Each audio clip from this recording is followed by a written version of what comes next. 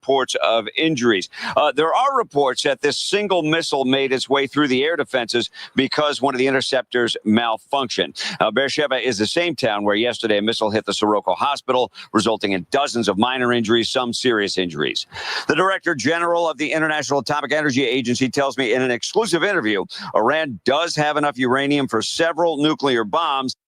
President Trump holding another meeting with his national security team, giving himself 2 weeks to decide if he'll help Israel. Israel's Benjamin Netanyahu reacting to that, stating that he trusts President Trump's judgment. Also, he feels that Israel is capable of destroying Iran's nuclear threat unilaterally. The U.S., though, is the only nation with possession of a bomb that could reach Iran's nuclear enrichment site, Fordow, which is built deep into the mountainside. Fox News has been told that the White House has no doubt that bunker busters, as they're called, could do the job. A White House official says no options right now have been taken off the table. Chinese President Xi Jinping, meanwhile, has offered to mediate talks between Iran and Israel. A foreign ministry spokesperson stating China stands ready to continue enhancing communication and coordination with all parties, pool their efforts, uphold justice. That's Fox's Alexandria Hoff, and hundreds of Americans who were stuck in Israel have gotten out, and they won't miss the missile attacks. It'd be like at 1 o'clock, 12 o'clock in the morning, and you just have to go straight to the bomb shelters, and you have to hide because all you can hear is just boom, boom, boom. Another chartered flight by Florida Governor Ron DeSantis landed this morning. America's listening to Fox News. We all hear the radio ads about the IRS. They tell you to be afraid, to be scared, and they try to frighten you into calling. I'm not here to do that.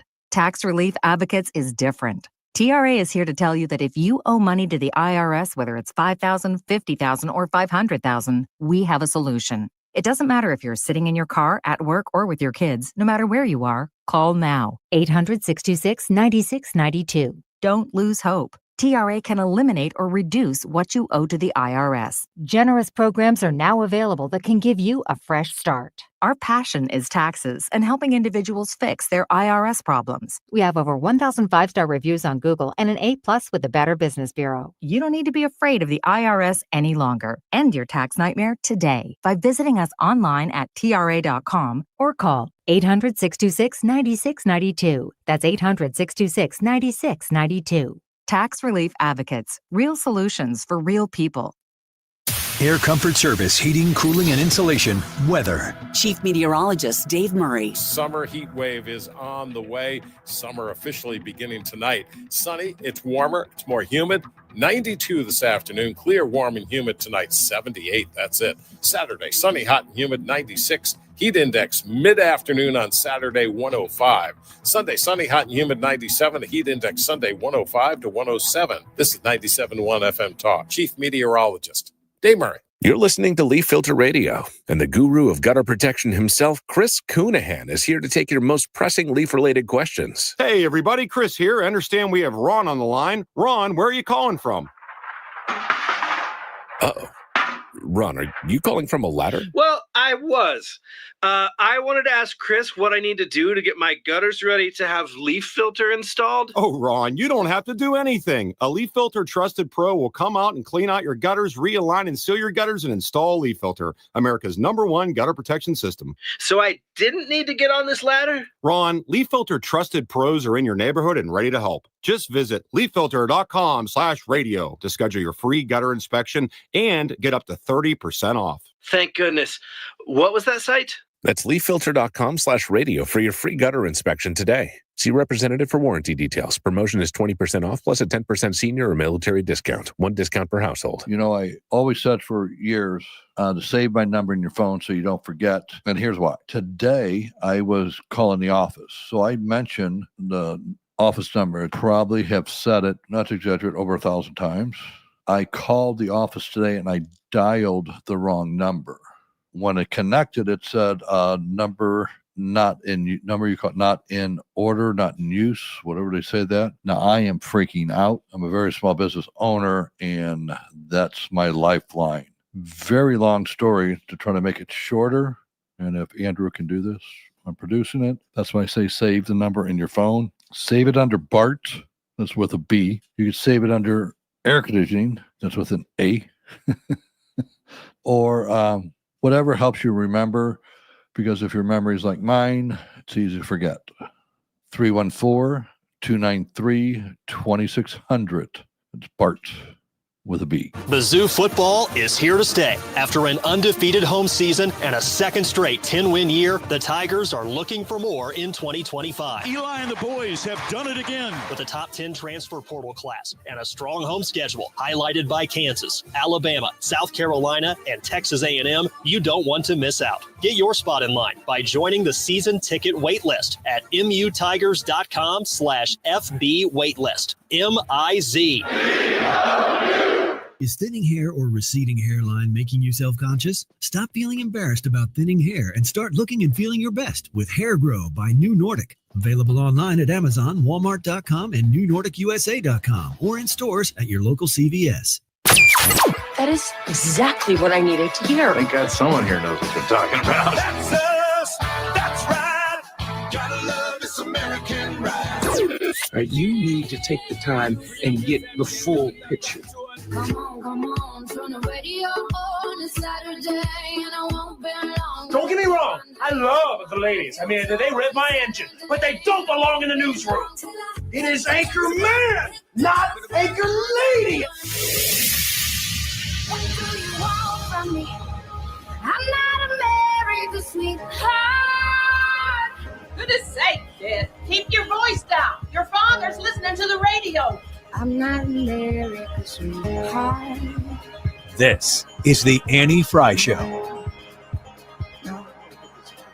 So 1.7% right now. For Biden, it was down 1.7%. For Obama, it was down 0.3%. For Bush, it was down 0.6. For Clinton, it was down 0.6. For the first Bush term, it was down 3%. Even under Reagan, it was down almost 1%. But here's what's more interesting, Brian. Right now, the national unemployment rate is 4.2%. For construction workers, it's 3.5%. Know where it was in January? 6.5. You think about how dramatic that is in such a short period of time. Manufacturing unemployment, 3.6% from 3.9%. Non-durable goods, 3.7% now. We started the year at 5.2%. Mining, oil, and gas extraction, 4.2%. We started the year at 5%. This is dramatic. This is mind-boggling stuff, what we're seeing right now. The speed, how do you get an unemployment rate to go from 6.5% to 3.5% in 5 months? Charles Payne will tell you, and the answer is this administration, Donald Trump. Some of the stories that tend to go unnoticed when the headlines, and there are multiple headlines, are so big and world changing that you don't really talk about this stuff. Welcome back to the Annie Fry Show. Thank you for being with us here today. Yes, we had a company holiday yesterday, so we were not here in acknowledgement of Juneteenth, but we're back and we are very happy to be. When you think about the fact that the Fed continued to not lower rates, held them steady, I'm seeing more and more people reacting to this and saying that it's ridiculous that the Fed hasn't lowered these rates. In the middle of all of this, I heard it was in regards to the LA riots / protests that some leftists, I think it was, who's the woman on the 5? Jessica Tarloff. Okay. Yes, sorry. Thank you. I had to ask it in order to answer my own question. I wanted credit for knowing it. You get credit. Thank you. You said that as I was thinking it. She said that she wanted the message. She wanted the left to stop making the message about immigration and these ICE rages and ICE rages. And she wanted it to start being more about the economy. And when I hear that, I'm like, what message about the economy? Like, where do you win shifting on that issue? Again, knowing that Donald Trump has only been in office now, which is crazy to think about, 151 days. We're halfway through his next 100 days. 151 days. And it's June 20th. So I guess that's 5 months total. Yeah. This is a lot of economic turnaround in a short amount of time. And a lot of the economic policy that he wanted to implement, the actual signing of the big, beautiful bill, which isn't complete yet. The Senate still has to have their way with it. The, rescissions packages that need to be done in order to fortify the DOGE cuts.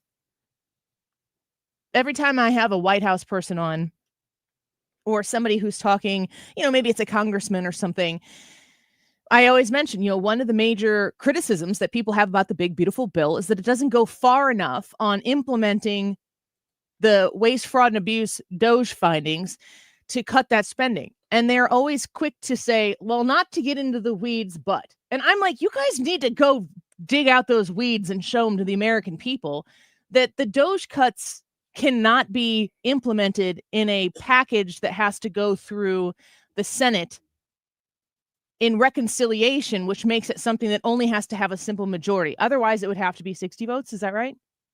Yes. So in order to move legislation through the Senate and make it so that it is a simple majority, there are particular things that guidelines, barriers that they have to live in. Is it the Byrd rule? Gosh, see, I know all of these things and I'm studying this on a regular basis and it's still super complicated. As they say, not to get into the weeds,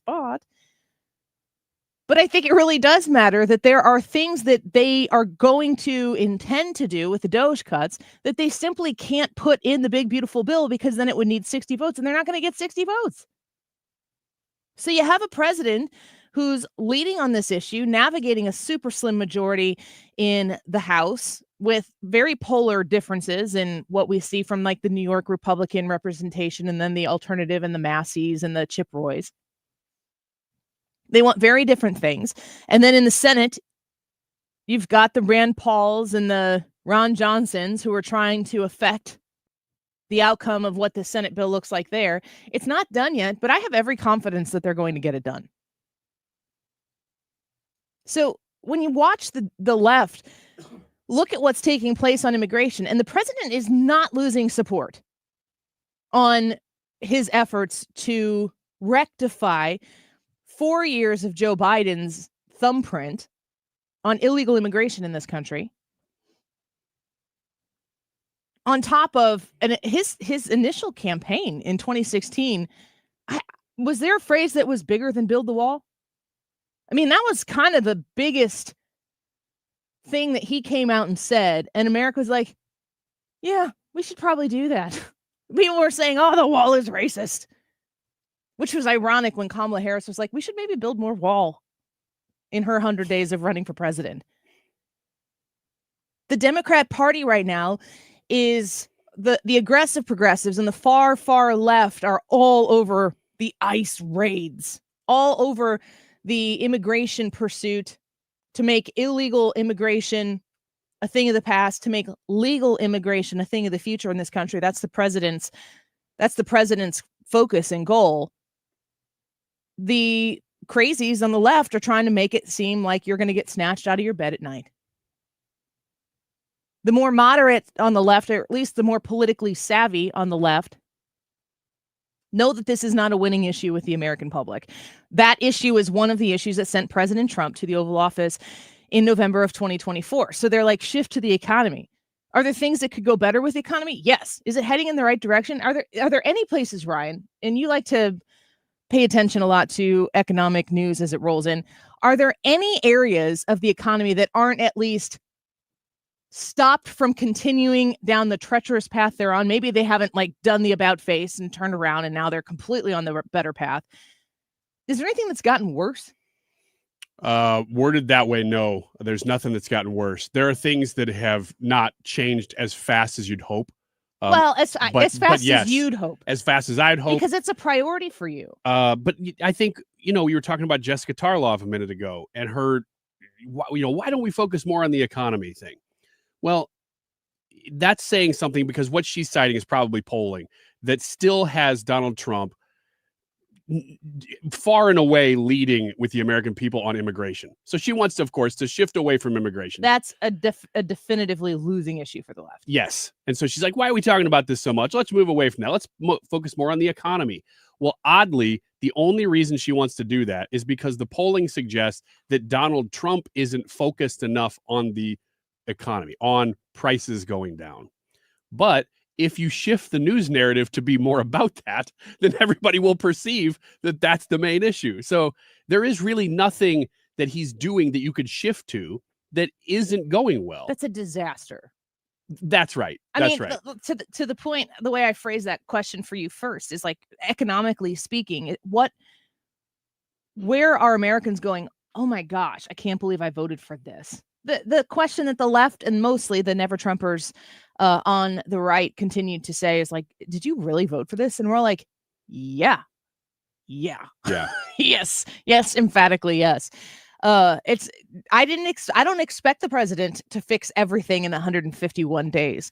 I think the progress that he's making on every issue is exciting to see, knowing that there's still runway left before we get completely into the midterms. A lot of the promises that he's made have come to fruition or are almost closed. I think we're seeing positive outcomes on the tariffs. We're seeing that he's flexible and he wants to negotiate, but that the entire preface of his administration is he's ready to be the person who makes the world treat the United States of America fairly.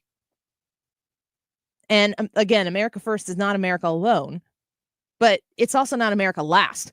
And that certainly is what the Biden administration has been implementing in this country for 4 years, under whose guidance, I don't know. This week, we saw that the Senate yesterday, I believe it was, they convened their investigation into who was running the country when Joe Biden was president. And I think eventually 2 Democrats showed up to that Senate hearing, but they started it off with no Democrats there. That's almost more telling to me.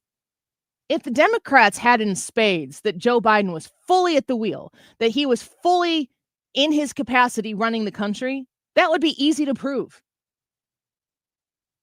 There would be questions that you could ask that would have answers that would show the entire country and the entire world that Joe Biden was fully. Just because you don't like what he was doing doesn't mean he wasn't there.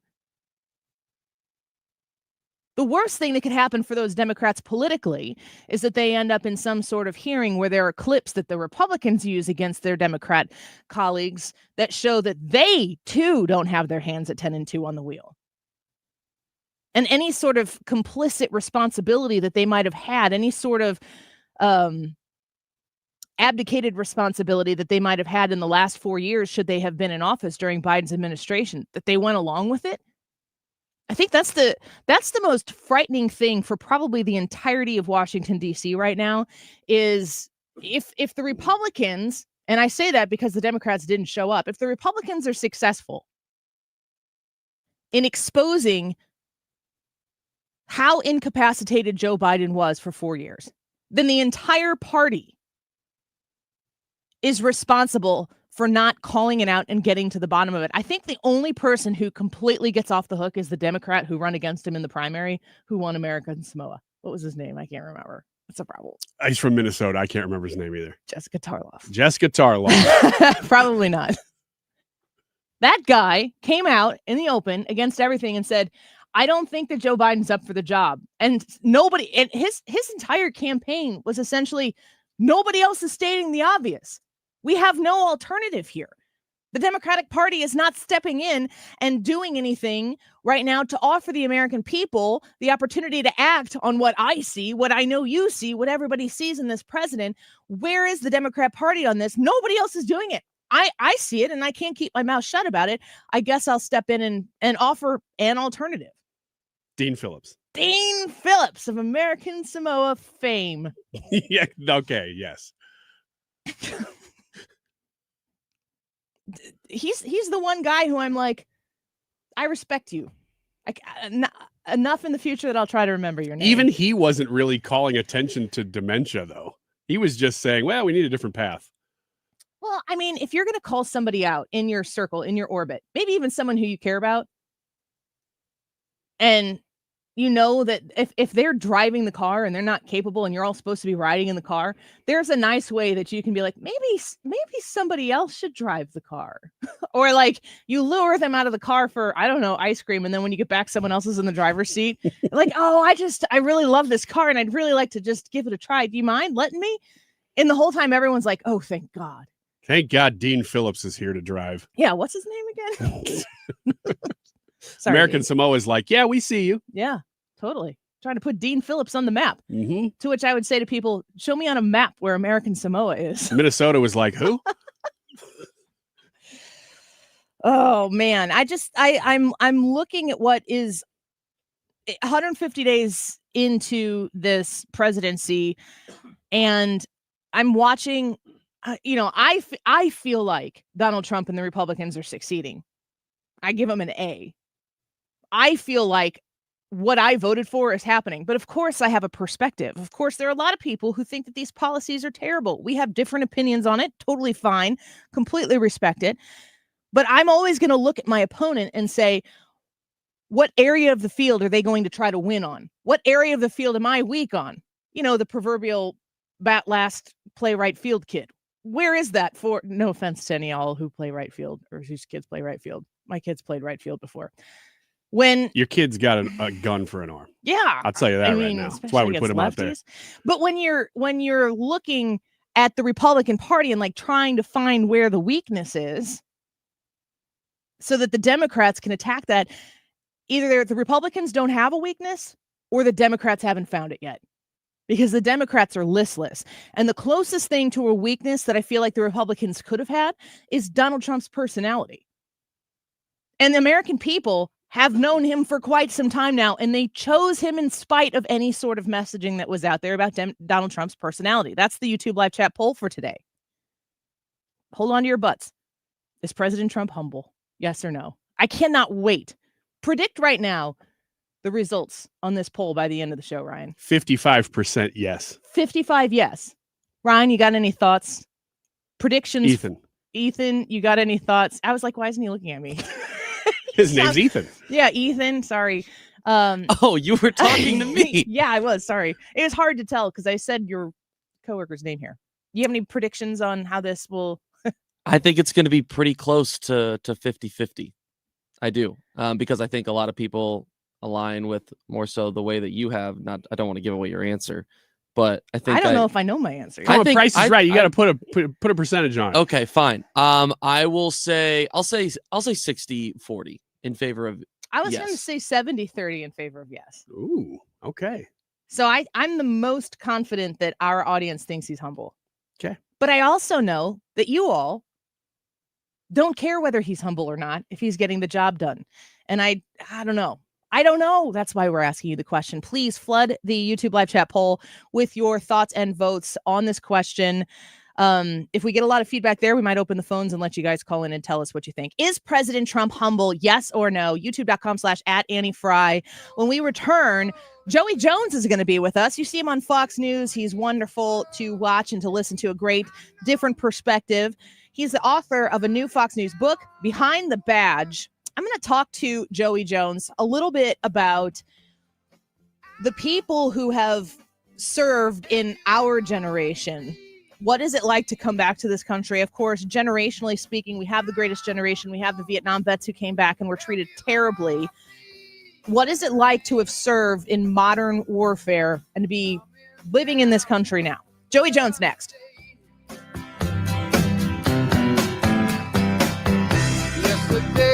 This is the Annie Fry Show. Interact with Annie on Facebook. The Annie Fry Show.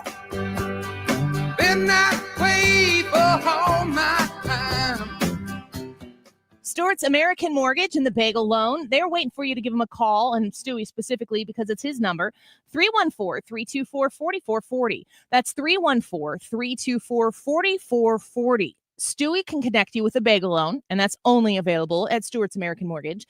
The bagel loan comes with no closing costs. So your new mortgage for your new home, you're going to get recommended somebody to do the mortgage lending by your realtor, and that's fine. I'm sure they're great people. Just get a second opinion and see how the bagel loan compares.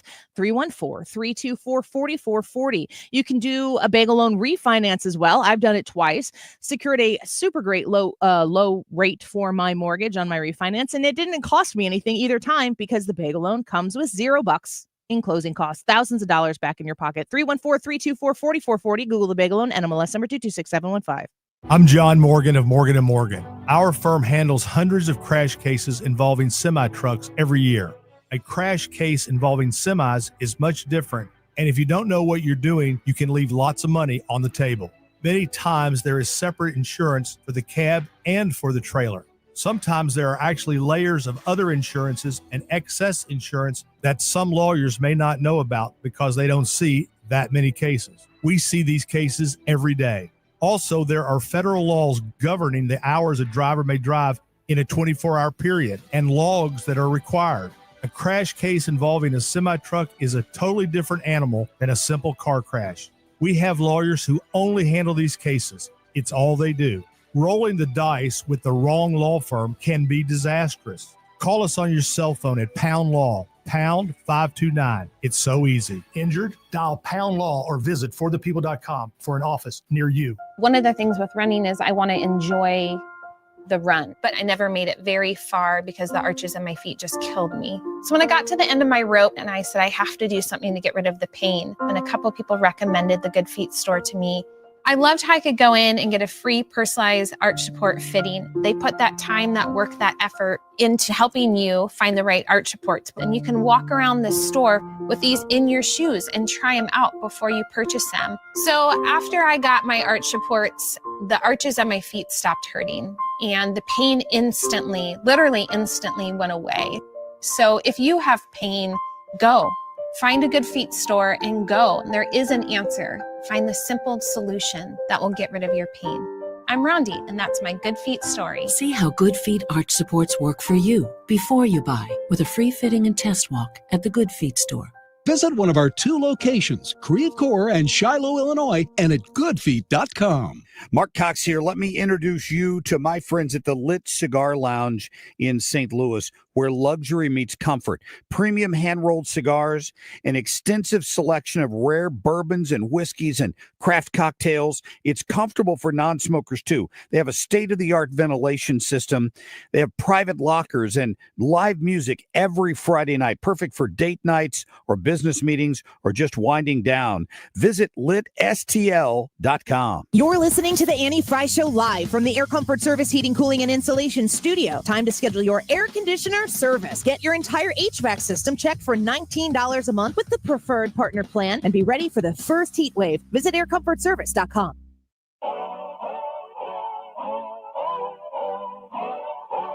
This is the Annie Fry Show. Follow Annie on X at Annie Fry Show. Run away with me, I know a galaxy and I could take you for a ride. I had a premonition that we fell into a rhythm with the music. From the son of a millionaire skipping the family business to be a firefighter to a police officer joining the force after her brother died in the line of duty. These are the real life stories of America's first responders that Joey Jones is highlighting in his brand new book. It's called Behind the Badge, and it is out today. He joins us now. Congratulations. I'm so excited. Thank you so much for having me on. This is, sometimes you write a book and you're thinking, I had something to say. This time I'm writing a book, and 9 individuals who have served this country and their community. It's not so much they have something to say, it's that they've lived through something, and I get to help share it. You know, this is the other side of, we're talking every day this week and leading up to it about the conflict between Israel and Iran. And we've harkened back to people who have served, who have been at the behest of the funded terrorism that has existed through Iran. And at the really root of all of these stories are real people who have signed up, who have put themselves in danger to protect America, to defend what they believe in. They've taken oaths to protect Americans, whether it's on the homeland or overseas. And these stories are so important for us to know about and to hear. And unfortunately for us, Joey Jones has written the book on it, Behind the Badge, and we have the author with us here today. Joey, welcome back to the show. Thank you for being with us here today. Yeah, thanks for having me on. Thanks for talking about this. I'm really excited about it. You know, I'm not sure of your specific age. I'm 40. I graduated high school September 11th. My classmates watched the towers fall down, and then they turned 18, and I had multiple who signed up to serve after that. And they've got all very, very different walks of life, very different stories after that moment. And I don't think that they're talked about enough. It's kind of a quiet group of veterans who have come back, who have served. Several of them have retired with their full amount of service. Talk to me about what it's like to be a voice for some of these people. Yeah, so, this book, Behind the Badge, is focused on first responders, and a lot of them are veterans. In the book, I've got 9 first responders, and I think 4 of them are veterans. and one of them lived in down in Panama when things got hairy. So he knows a little bit about combat even before he served as a sheriff. And I don't know that I'm a voice for veterans or a voice for these folks, but I certainly want to lend my platform so their voice is heard. And that's what's important to me. I think it is important. We've seen, too, in the last 10, 15 years, law enforcement, the way that we have disrespected culturally law enforcement, who have had to step in some very hairy times here on the homeland, that bringing attention to the humanity that exists behind all of these people, that's incredibly important as well. Do you feel like in talking to these people whose story you're telling, do you feel like people are still very proud to serve behind the badge? I think that's probably the one thread that sews them all together. I mean, in the book we start with two firemen. One's my brother-in-law. The other one's a guy I've known since I was 3 years old. They just happen to work together.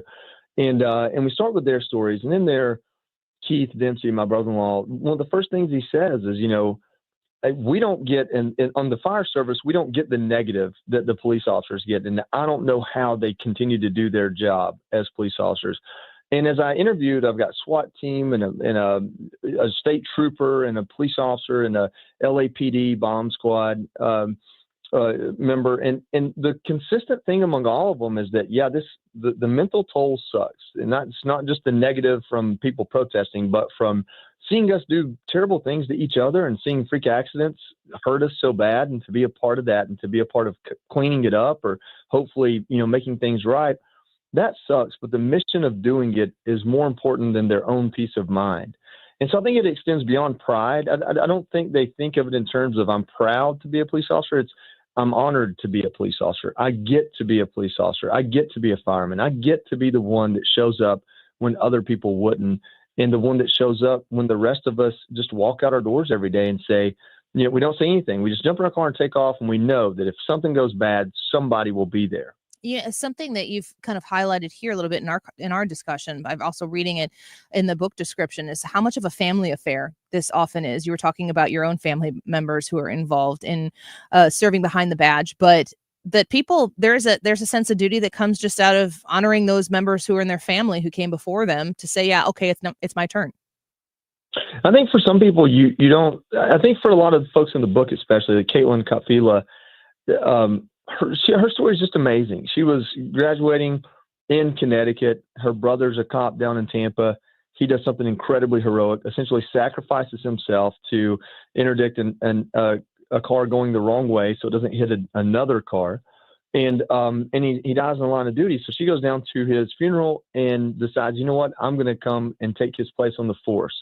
And to be inspired that way, she comes from a cop family. Her dad, uncles, everyone served in law enforcement in some capacity. And she talks about that. She talks about she could never sneak out because her dad was a detective and could figure it out quick.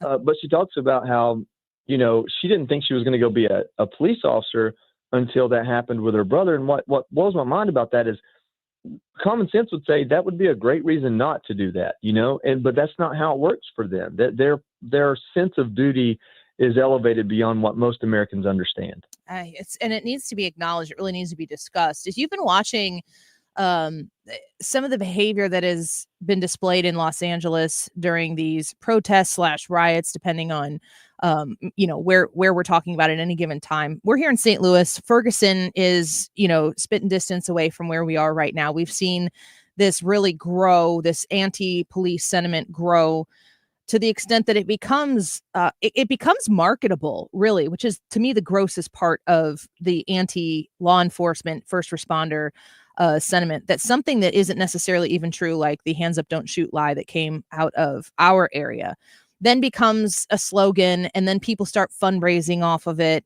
Why do you think that people are so quick to jump on this anti-law enforcement sentiment, at least that they were? And it does feel like maybe we've moved away from that at this point.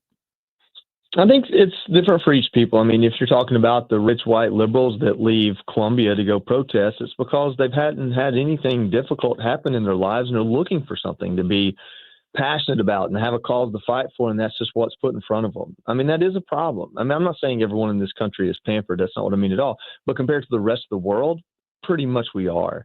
And so you have a class of people who haven't had their big struggle and they feel inadequate. So they go and jump on someone else's. If you're talking about communities of color that feel like they've been mistreated and arrested too much, it's a lot easier to blame somebody else than to be introspective. And so there are a lot of people that feel like, you wouldn't have arrested somebody if they looked different and didn't use the same dialect I do. It's like, well, that may be true. And if it is true, root that cop out. But also that doesn't change the fact that you did something wrong and you did something that people get arrested for. So maybe, like my dad told me, hey, listen, son, if you don't give them any reason to, you got a lot better chance of not getting pulled over or going to jail. And that's from a kid that speeds too much. I'll tell you that now. But when I do get pulled over, I know in that moment the game is up, right? Like I took a risk. I did something illegal. And now somebody's pulling me over. What do I do? I'm going to pull my truck over. I'm going to put my hands out the window with my ID in it, turn it off. And if I've got a firearm in there, let him know when he gets there. We as a society have to take accountability for ourselves. We asked for police officers. We asked for law and order. That's what creating a society is. If you're going to ask for it and you're going to exercise your rights, then you also have to exercise the ability to understand when you've done something wrong. And I think that's the problem we have in this country. How do you feel about with the sentiment taking place right now currently in our country, specifically with ICE, Tom Homan at the head of that? Man, he speaks, he cuts straight through it. He gets right to the point when he's talking about the things that he's seen in his leadership of ICE, that the horrors of what not policing this type of crime of coming across the border illegally, like what that can lead to when we kick the door wide open and just tell everybody to come in. I mean, he has true clarity in what he's trying to accomplish. And then the other political sentiment is just that they're trying to snatch people out of their beds at night who have never done anything wrong.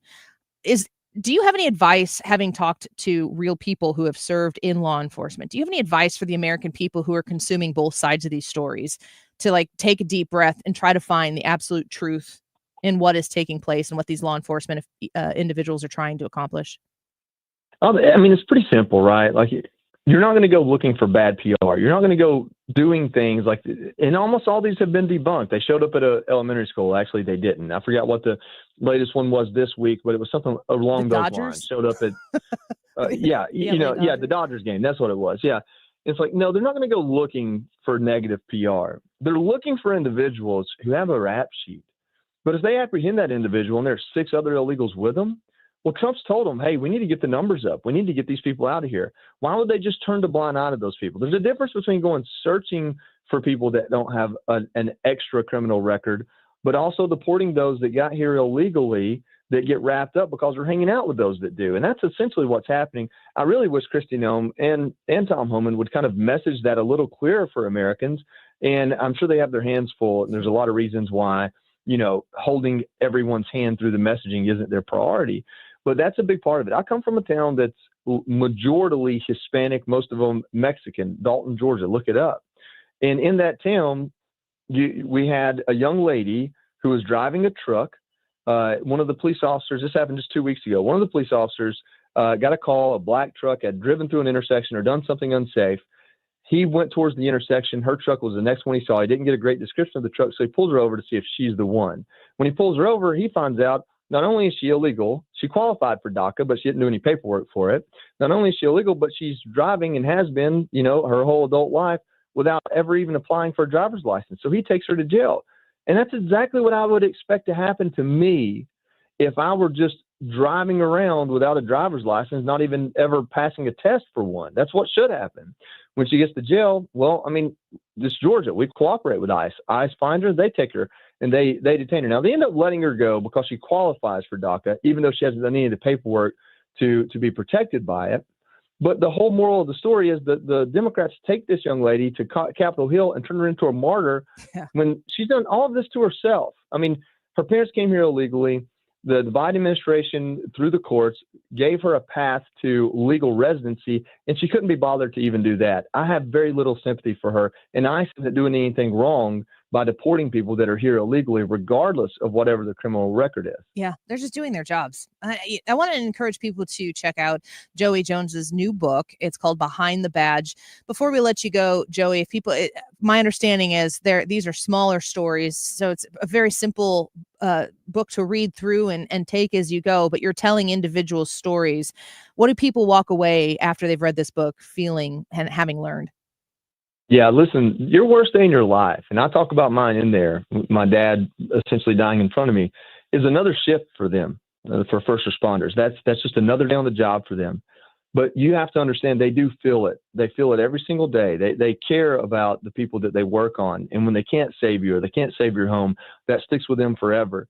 And the fact that there are people out there who can deal with that, who can soak that in and carry that weight and still do the job and still show up and be dad or mom or whomever, husband, wife. It's really remarkable. And I think you walk away from this realizing you don't have to be Chicago Fire or in New York on 9/11 to have these impactful, amazing stories. Because if you're a first responder in this country, no matter how big or small the town, you've seen it, you felt it, you responded to it, and you've probably saved somebody's life. Amen to that. And you've told those stories here. The book is called Behind the Badge, and it's by Joey Jones. Thanks for being with us today, Joey. I hope you have great success with telling this story. It's a story that needs to be told, and I'm glad you did it. Thank you for being with us today.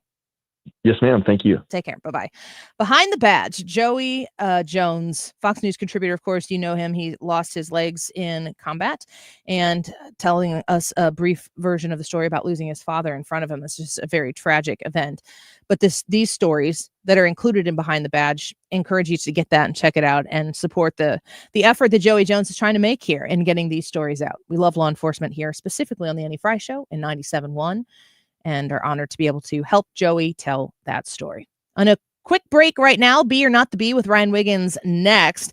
And we need to get you in on the Annie Frey YouTube channel. Come say hi. Come subscribe if you haven't. Trying to grow the show on the Annie Frey YouTube channel. The YouTube live chat poll is President Trump humble? Yes or no? A reminder also, if you're looking to take 97 with you, 97.1 FM Talk with you anywhere you go, the Odyssey app, it works anywhere you have a phone connection. AUDACY. You can listen to all sorts of Odyssey radio stations there, but of course we prefer you listen to ours. Find 97.1 there and the Annie Frey Show there. You can see the podcast and everything. Quick break. Be or Not to Be next. We can go wherever, so let's do it now and never, baby. Nothing's ever too far. This is the Annie Frey Show. Find the podcast, on-demand audio, and more at 971talk.com/Annie. The Retirement Advisory Group. Find them online at retirementkey.com. Man, if you are thinking about retirement, you better make this phone call. 314-993-9494. You reach out to Thomas Helbig, Bob and Tammy Kershaw at the Retirement Advisory Group. And then you have a free conversation that at the end, you can just soak in everything they say, and then you don't have to do anything else after that. But I have a hunch that after listening to the Retirement Advisory Group explain to you how they can help you achieve that worry-free retirement, that you're going to say, when do we meet next? That's up to you, of course. 314-993-9494. You can visit them online to learn everything about them, what they can do, what they're offering you at retirementkey.com. But many 97.1 and Annie Frey Show listeners have done this already, maybe come to the events and have had great things to say after the fact. If you're nearing retirement, if you're thinking about retiring yesterday, if you're thinking, I don't know, in the next few years, I wonder if I could do it, reach out to the Retirement Advisory Group, 314-993-9494, retirementkey.com. Taco to go, taco to, and a big Q. Taco to go, taco to go. Quick Trip taco just $2.99. Comes with a big Q, they seal so fine. Brisket breakfast, so much to choose for $2.99. You really can't lose. Taco to go, taco to, this deal's legit. Taco to go, taco, only at Quick Trip. Taco to go, taco to go, taco to go, $2.99 to go. You're listening to Leaf Filter Radio, and the guru of gutter protection himself, Chris Coonahan, is here to take your most pressing leaf-related questions. Hey, everybody, Chris here. I understand we have Ron on the line. Ron, where are you calling from? Uh-oh. Ron, are you calling from a ladder? Well, I was. I wanted to ask Chris what I need to do to get my gutters ready to have leaf filter installed. Oh, Ron, you don't have to do anything. A Leaf Filter Trusted Pro will come out and clean out your gutters, realign and seal your gutters, and install Leaf Filter, America's #1 gutter protection system. So I didn't need to get on this ladder? Ron, Leaf Filter Trusted Pros are in your neighborhood and ready to help. Just visit leaffilter.com/radio to schedule your free gutter inspection and get up to 30% off. Thank goodness. What was that site? That's leaffilter.com/radio for your free gutter inspection today. See representative for warranty details. Promotion is 20% off plus a 10% senior or military discount. One discount per household. Spring into a new home with amazing savings at TR Hughes. Hi, I'm Jason Hughes with TR Hughes Homes, and we are currently offering half off up to $40,000 in options and up to $5,000 in closing costs on brand new to-be-built homes at select TR Hughes communities. That's right, half up to $40,000 in options and up to $5,000 in closing costs. Visit trhughes.com for details. The choice of a home builder is an important decision and should not be based solely on advertising. However, you really should visit trhughes.com. Do you think President Trump is humble? We're not giving you any gray area here. Yes or no? Can is I read- President Trump humble? Can I read Dave's comment real quick? Nope. He just put it in. I'm going to anyway. Is Trump humble? No. Do I care? No. All right. Fair enough. Well, let us know because we don't really know how this is going to turn out. Yes or no? Is President Trump humble? It's today's YouTube live chat poll. We'd love for you to participate, especially if you never have. Weigh in on this one today here on the 20th of June. It's a Friday, and enjoy being a part of the Annie Fry Show in a way maybe you never have before. 12:46. This time check is sponsored by Jerry Kelly Heating and Air Conditioning. It's time for a $98 AC tune-up. The news is fast. Listening to your favorite show at 1.5 speed is even faster. Download the podcast of your favorite 97.1 show. Upload it to the Odyssey app every day. All for your listening convenience. Walking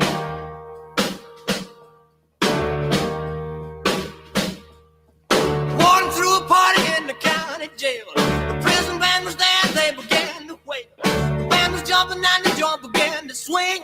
You should have heard this knocked out jailbird sing. Let it rock. Everybody let it rock. Everybody in the whole cell block was dancing to the jailhouse rock. Spider Murphy played his tenor saxophone. Little Joe was blowing on the slide trombone. The drummer boy from Illinois would crash, boom, bang. The whole rhythm section was a Purple Gang. Let it rock. Wiggins. Oh, Wiggins. The Bee or not the Bee. All right, you guys tell me whether these are real or fake news. I'll give you the headline, and if it's from the Babylon Bee, that would be fake. Otherwise, it's real. Here's the first one. United States will abandon 2 alcoholic drinks per day recommendation. Real. That's not very funny. So I'm going to go with real. But consider the time that we're Don't in. talk us into the wrong answer. Just read the story. All right, it's real. Depressing. I heard the story this morning on Outnumbered. Yeah. No, or what? Harris Faulkner show. After years of Americans being told to limit alcoholic beverages to 1 or 2 drinks per day, Reuters says Health and Human Services and the USDA are about to lift that recommendation restriction and replace it with the more ambiguous moderate intake suggestion. Gosh, she's making America great again, 1 drink at a time. Well, they say it's based on the facts. They say there's simply not any evidence to support the 1 to 2 drinks number. Also, it's made up. The difference between, you can't say two drinks is the same as like the height, weight, BMI chart. Yeah. Like if you say I'm this tall and I weigh this much, like the way that you carry that weight is going to differ from person to person. The way you handle 2 drinks, if you're a 6'4", 270-pound linebacker or whatever, versus some petite little you're female. 21. Yeah, I mean, yeah, like you can't just throw something out there. But who benefits from, like, if they're getting rid of it? Also, I didn't know that it was like a government suggested thing. Apparently, it is. Like big alcohol. Like, who's I'm always like, where's the money going or not going now? Well, who's going to the bar ever in history and going, what did the government suggest I do here? Did the government say I should have 3 drinks or 2? I can't remember. I'll just err only on the side checking of to 2. know. Like, I think I'll have 4. Yeah, right. We know who wasn't. Kamala Harris. Wait, time out. Do you guys really? Yeah, shot from the back. Wow, wasn't expecting, but okay. Do you think that there's any factual basis to Kamala Harris drinking too much? I mean, I can't find the public evidence, but yes, I think that she drank. You do? I don't think do. she did. I was just being funny. Ethan, you're no. I'm a no. I think I have a theory on this. I don't think she drinks too much. I think she's that dumb, and drinking too much is more beneficial to Kamala Harris than being that dumb. It was like Drunken Master. I don't know what that means. It was a movie. It was a kung fu movie. That's why I don't know. Where he was unbelievably good at karate and jiu-jitsu, but only when he was drunk. I don't know that. No, I'm just saying that there are two explanations for Sounds Kamala like a Harris. Wiggins movie to There me. are two explanations for who Kamala Harris is. One is she drinks too much. The other is that she's just really that stupid. No, it could be both. It could be, but it's likely one or the other at minimum. And I think that she's that dumb. I don't know that she drinks more than other people. I think that's just who she is. And I think the alcohol story rumor is a cover that she's willing to accept. I think that she actually is that bad at communicating. I don't know if she's dumb, but she's definitely not smart. And also she drinks. So that's It's possible. But I will say, as somebody who thanks God every night that she is not the president of the United States, that I don't know of any factual foundational information to prove that she's a drunk. I don't know of any It's just too easy to say. It is. And they're not like really refuting it, although it's kind of a rough thing to have to refute. But again, I think you're like, no, I don't drink. I'm just that bad at talking. Anyway, sorry. All right. B. So that one's real. In solidarity with protesters, Burger King changed name to Burger Democratically Elected Leader. B. Yes, that's the B. No kings. CEO of Burger King Corporation, Tim Berger, said, quote, "We are sorry that our company's name has been used to spread pro-monarchist feelings throughout the country. Protesters are reportedly appreciative of the show of solidarity by the fast food titan, even if it's not the result they were really looking for. Quote, we're kind of hoping Trump would suddenly cease to exist, but I'll take a new name for Burger King," said unemployed protester and body positive activist Barb Farnsworth. Okay. I like that name. Sounds Me like too. a 74-year-old, highly educated, single white lady. I like the CEO of Burger King Corporation's name being Tim Berger. Spelled E-R-G-R. G-E-R. San Francisco protesters spell out "no king" with sidewalk poop. Oh, man. You had me till the end. This is one that could go either way, but I'm going to go with the B. B. It's the B. Quote, "This will show Trump how much better off we are without his policies," shouted one angry San Franciscan as he sculpted handfuls of excrement into the giant letter N. Nasty. Is that what they're called? San Franciscans? Now. San San Franciscots. What else is there? That's it. The San Franciscanese. The San Francisco treat. You could call all people treats. At publishing time, the protesters had used some of the leftover sidewalk poop to create a life-size sculpture of Governor Gavin Newsom. Ew, is poop one of the funniest words that exists? Yeah, definitely. Top 3. I can't tell you how many times I'm watching a show and it's like a drama, and I just start cracking up thinking about like a doctor walking in the yard and being like, "Hi, I'm Dr. Poop." I'm like, that would ruin this show. You can't tell how many times you think that Oh, thought? it's so often. It's so That's often. Like I'll hear an concerning. ad somewhere, and it'll be like, "Hey, I'm Dr. So-and-so." I'm like, "Dr. Poop." Dr. Poop. You're All right. 11 years old. Oh, yeah, definitely. Yeah, that's real. I'm not making that up. I actually do crack up thinking about that. We all get the it. time. We believe you. Vice President Vance's Blue Sky account banned 15 minutes after joining. Facts. Blue Sky is, Liberal Twitter. yeah. And they, no kings over there. They believe in freedom for all. Of them. Of them, as long as you agree with them. This is real. This is a real story. Why did they ban him? Well, Vice President shared his thoughts on a 6-3 ruling for the Supreme Court that upheld Tennessee's ban on sex change operations for kids. For that fringe position supported by the majority of Americans, the White House, the Supreme Court, Vance was banned. That's what we call harmful rhetoric, Ryan. Get it straight. Most likely what happened is the account was taken down temporarily because the lefties reported his account in mass the moment they saw him on the platform. Yeah, that's what's the word, triggered. And it triggered an internal review. You didn't even know. I did know. Glad to see the coexist people never change. This is not a fun way to live. It's pretty amazing. I mean, we spent 4 years of watching Joe Biden ruin the country and we're dismayed by it. But somehow here we are still living. What I could not and still cannot believe is when people who are fine with banning the president of the United States from a platform like Twitter before Elon owned it and cutting these people off from public dialogue, the president of the United States, we're also the ones going, you guys ban books. You guys hate free speech. The banning books thing makes me the most mad.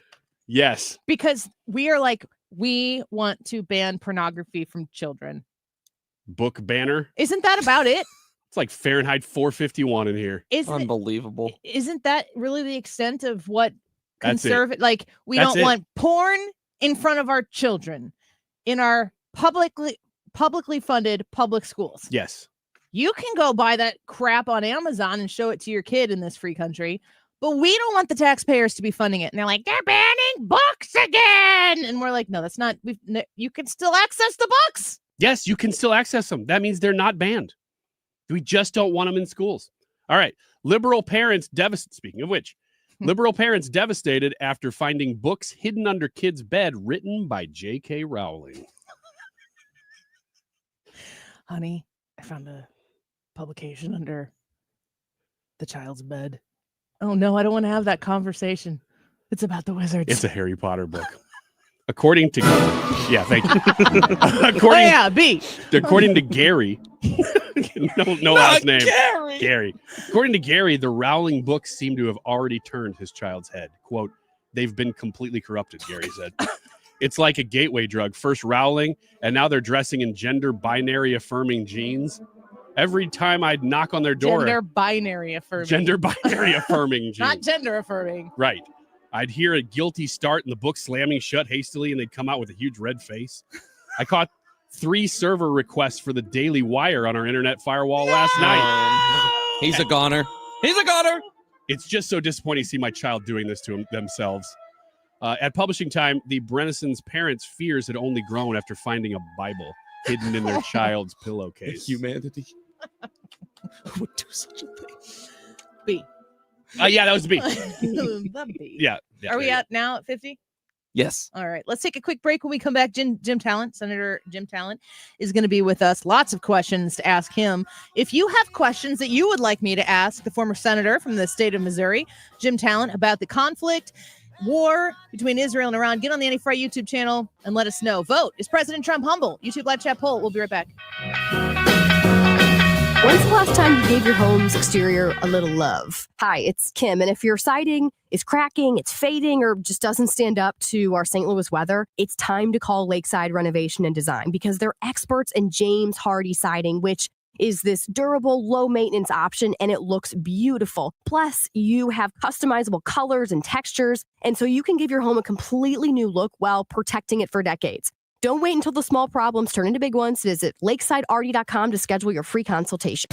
Need a lawyer? Onder wins. Call Onder Law at 314-9-million. That's 314-9 all zeros. Or go to onderwins.com. The choice of a lawyer is an important decision and should not be based solely on advertisements.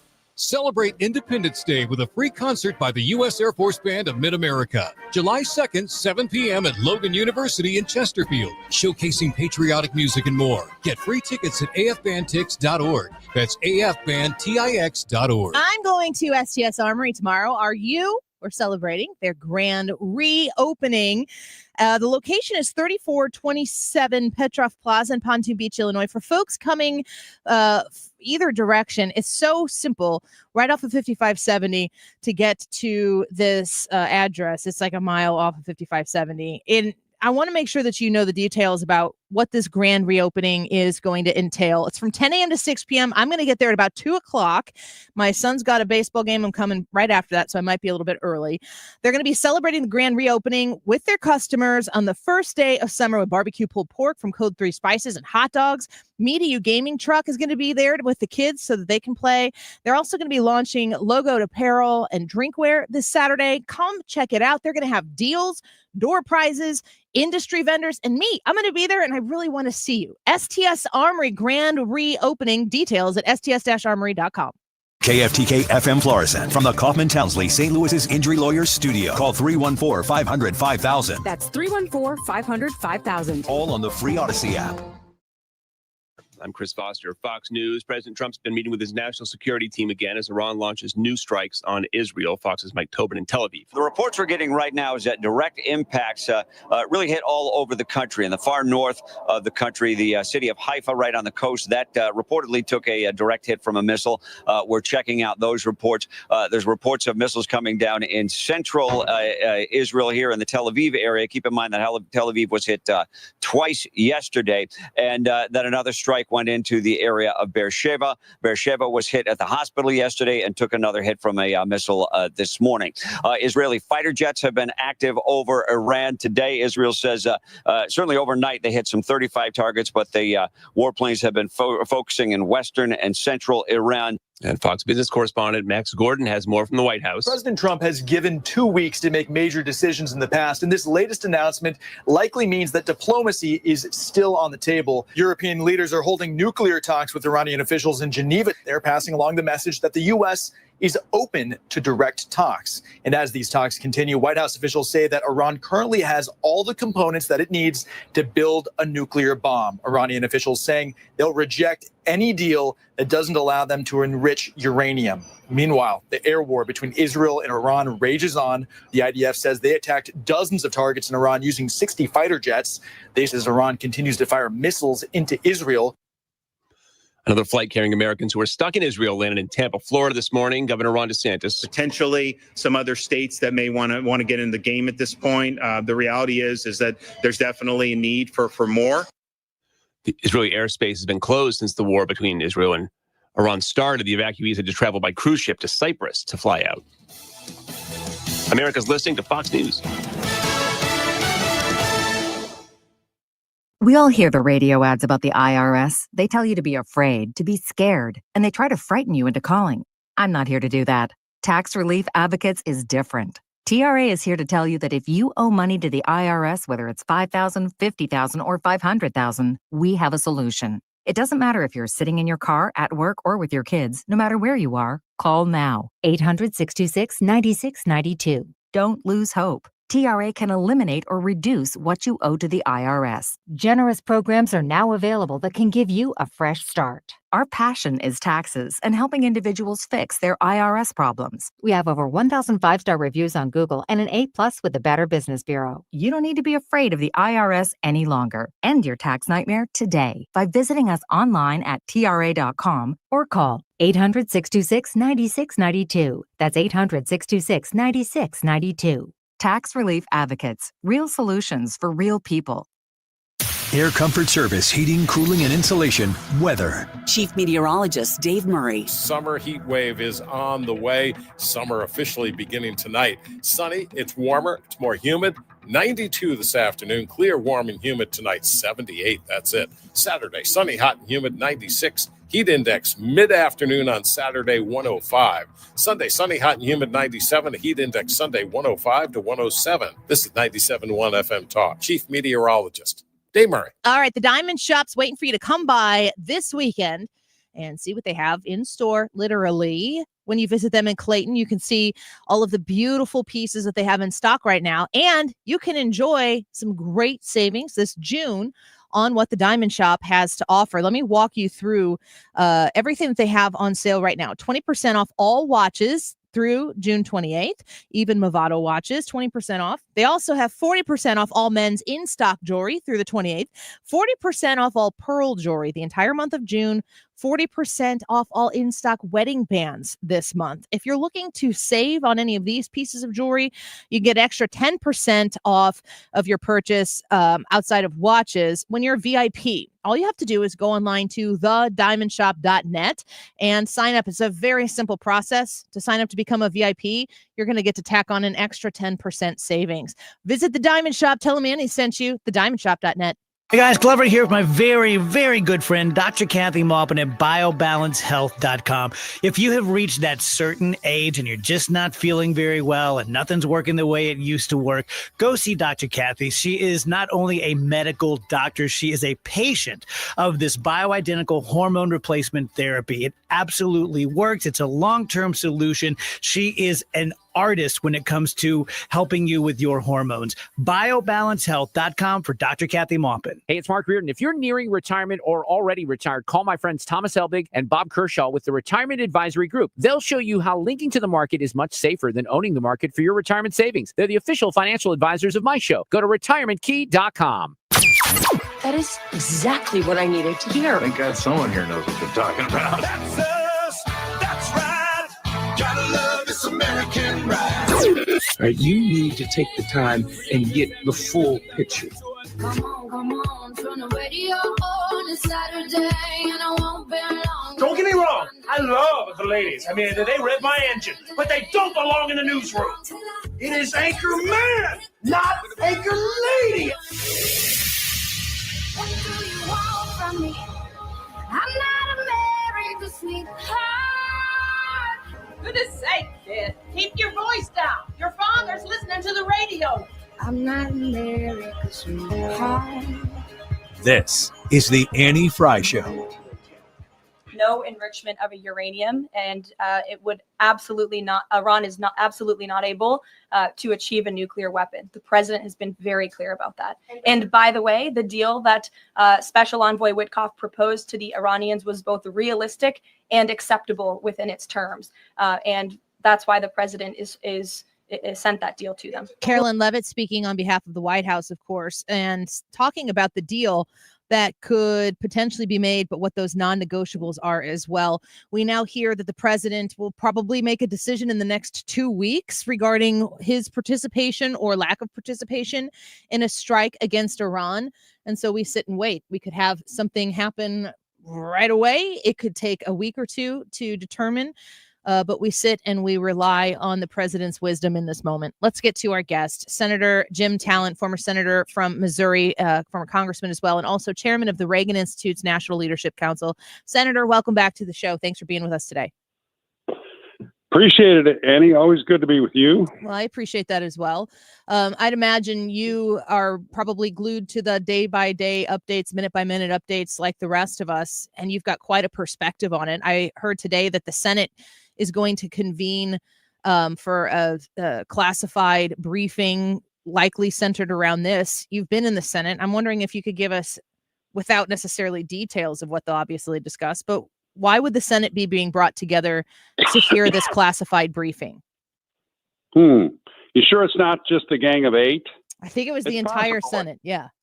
Really? Okay. I don't know what kind of a skip they're going to get them in. Typically, what will happen is if you want to brief all the senators, and usually what they'll do is they'll make the like Ratliff, the head of the CIA, available in a skiff. There's a skiff in the Capitol. In fact, there's several of them. A skiff is a sensitive compartmentalized information facility where you can go and get classified information, and then they'll have several sessions during the day, and you troop over there and get it. Now, sometimes if you have a war or peace vote coming up, everybody goes. Typically, not everybody will, but they're gonna give them all the intel that they've got, which I think in this case is pretty clear that Iran has the capability to produce a nuclear weapon, or at least the amount of enriched uranium that they would need for it, and they were developing the ability to weaponize it. You have to have the enriched uranium. You have to be able to weaponize it into a warhead, and then you have to have the capacity to deliver the warhead. And they were just too close to all of that, and the other stars lined up correctly, and so we have this campaign. So we're speaking with Senator Jim Talent here on the Annie Frey Show. I want to get your thoughts on the back and forth, of course, between Israel and Iran. It doesn't seem as though either one has stopped firing missiles. The United States and their involvement so far has been, I guess, to provide some defense on Israel's behalf and munitions. What would it mean if the United States were to utilize those B-2 bombers and those bunker buster bombs that would be capable of taking out the Fordo nuclear site? What would that mean for our involvement in a war? That's what the president's weighing now. What it would mean on the ground in terms of the operation is that the B-2s would fly about 30,000 feet in an uncompetitive environment. In other words, the air defenses have already been taken out, so it would be a milk run for them. And they will drop 2 massive ordnance penetration bombs, each of them weighing about 15,000 tons. And most of that weight is not explosive. It's the steel casing that itself penetrates. If you think about, you drop 15 tons from 30,000 feet, think of the force when it hits the ground. And so it penetrates, and then the explosive goes off. And basically 2 of them can blow up a mountain, which will put paid to the Fordo nuclear facility, for all time. And I think the president shares with Netanyahu, and I think everybody who can see the obvious, that Iran cannot be permitted to get a nuclear weapon. It would be the worst single thing that could happen in the Middle East. And I think what the president is doing is he is waiting to see if the Israelis can do the job themselves at Fordo. He has time. There is nothing on the ground is going to change in the next 2 weeks. If they can do the job themselves, he's going to let them do it. They're his idea of an ally. Mm-hmm. They don't just share a burden, they own the burden, right? And the advantage of that for the United States, I think, is primarily that if we do not become a formal co-belligerent, we will be in a better position to manage the post-conflict phase, which is what Trump really has his eye on. He has been trying since his first term to build a new equilibrium in the Middle East around an alignment of Israel and the conservative Sunni states, Egypt, Jordan, Saudi Arabia, UAE, all the Gulf states, to include, if possible, Syria, which is why he made the outreach to Syria when he was on the Middle Eastern trip. This is Trump's vision. I think Netanyahu shares it. In any event, it'd be fine with Netanyahu. It's exactly what Israel wants, is stability and equilibrium that is not dominated by a kinetic adversary of Israel. And so the 2 leaders have basically a common vision, and they're pursuing it. And Trump is letting Israel, do the dirty work, which the Israelis are perfectly willing to do. I hear the phrase regime change discussed quite a bit. And, I think that the efforts that the United States have had in regime change before have turned into very long affairs that they did not want to necessarily be involved in. Do you feel as though President Trump's approach here is unique or different in America's traditional approach in a moment like this? Is Donald Trump treating this differently? I think it depends on what tradition you're talking about. I think it's very Reagan-like. I'm with the Reagan Institute now. Reagan and Trump in his first term shared, a lot of things in terms of their approach. One of them was that neither one of them started a war, although that's not precisely true because Reagan, you're too young to remember, Annie, but I remember Grenada. Remember that? When we, if you've read about it, we sent a battalion of Marines to rescue Americans on an island that had been taken over by a Marxist government. But Reagan was very choosy. He used the American military in low-risk, high-reward situations, and Trump is the same. Well, this is a low-risk, high-reward situation, so Trump will use it, but he'd prefer not to. And no, we are not getting involved in some long commitment, and there's no reason for it. In fact, regime change isn't really even the goal here. I think the Israelis in particular would like to see it. But I think the minimum that we're likely to emerge from here is a beaten, isolated Islamic Republic that has to focus all its energies on trying to keep from being overthrown by their own people, which, would be vastly preferable to what we've had for the last 20 years. So It'll either be that, or there'll be a faction in the government or in the army that decides it's time to get rid of Khomeini.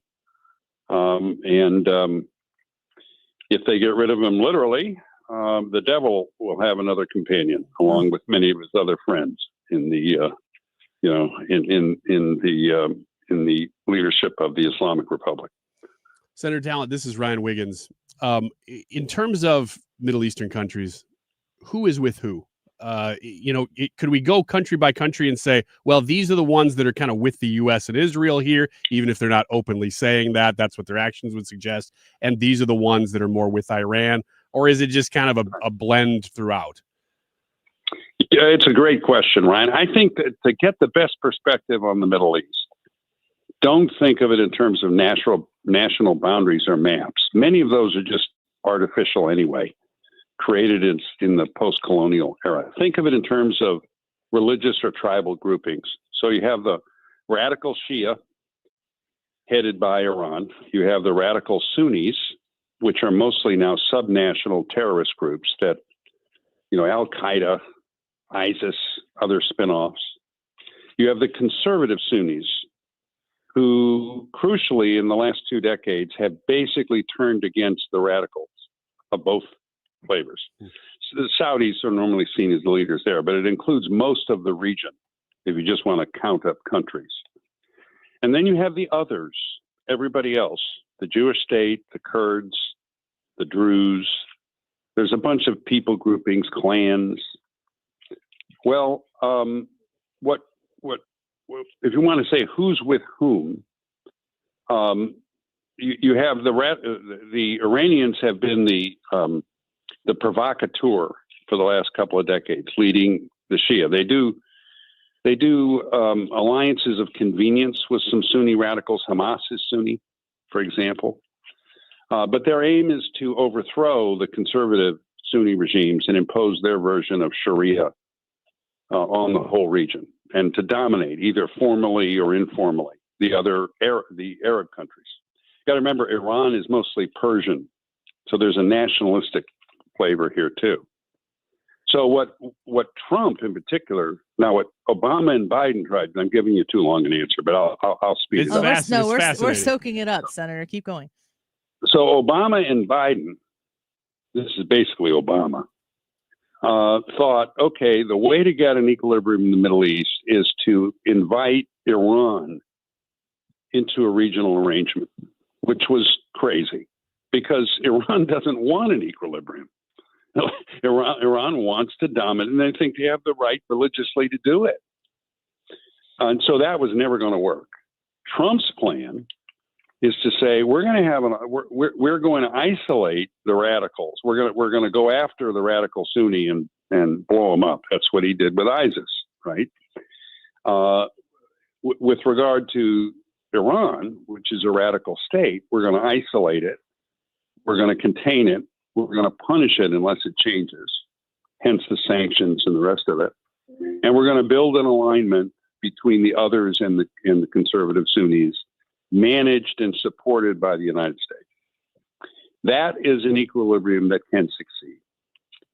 I'm absolutely convinced that he has that broader vision in mind, and he is in part managing our participation in what's going on now with that in view. Mm-hmm. We're speaking with Senator Talent right now, Senator Jim Talent. Of course, a lot of expertise in understanding these foreign policy affairs. And we watch, and most of us civilians who don't have that inside view, we fear war. We fear, people are using the nuclear word. It's very edge of your seat stuff. And we hope to not see any of this materialize. And we also worry about the United States getting involved in some sort of war. I'm watching the president react. And he just seems to have a calm about himself. When he's asked these questions, he doesn't seem like he's anxious. He seems like he almost seems like he's a little forlorn that we are at this place. He talks about like Iran should have made a deal. Like they had the opportunity to make a deal. And now he comes out and says he's going to get 2 more weeks before he makes a decision. That seems like a really long time in my brain. What kind of headspace do you feel the president is in? I think the president knows exactly what he wants to achieve. He's obviously getting the best intel. He has advisors around him he feels comfortable with, though, of course, he's making the decisions. And I think he's pleased at these developments, as I am, and as I think Americans should be. Now, look, war always raises new questions, new issues, new risks. But it also answers some questions, and it can also eliminate risk if it's the right war done the right way. And this war is answering some questions, and it's eliminating some risk. Israel is emerging as the dominant power, the hegemon, if you will, of the Middle East regionally. And it has discovered the will to dominate its strategic environment because after October 7th, Israel realized it can't count on being able to deter the enemies on its borders. It has to reduce the threat to the point where even if they're not deterred, they can't existentially attack. And so they've done it. They have this enormously sophisticated and powerful military intelligence apparatus. And, they've destroyed Hamas as an organized fighting force. They've defanged Hezbollah. They're eviscerating Iranian power now. And because they wounded Hezbollah so much, Hezbollah was not able to assist Bashar Assad, and he has now been replaced by a regime where we have a fair chance. That regime is run by a guy who 6 months ago was a radical Sunni. But between the Saudis and the United States, it is entirely possible we can move him into an acceptable direction. That's why Trump lifted the sanctions, but on the condition that they not attack the Kurds, they not militarize the south of the country next to Israel.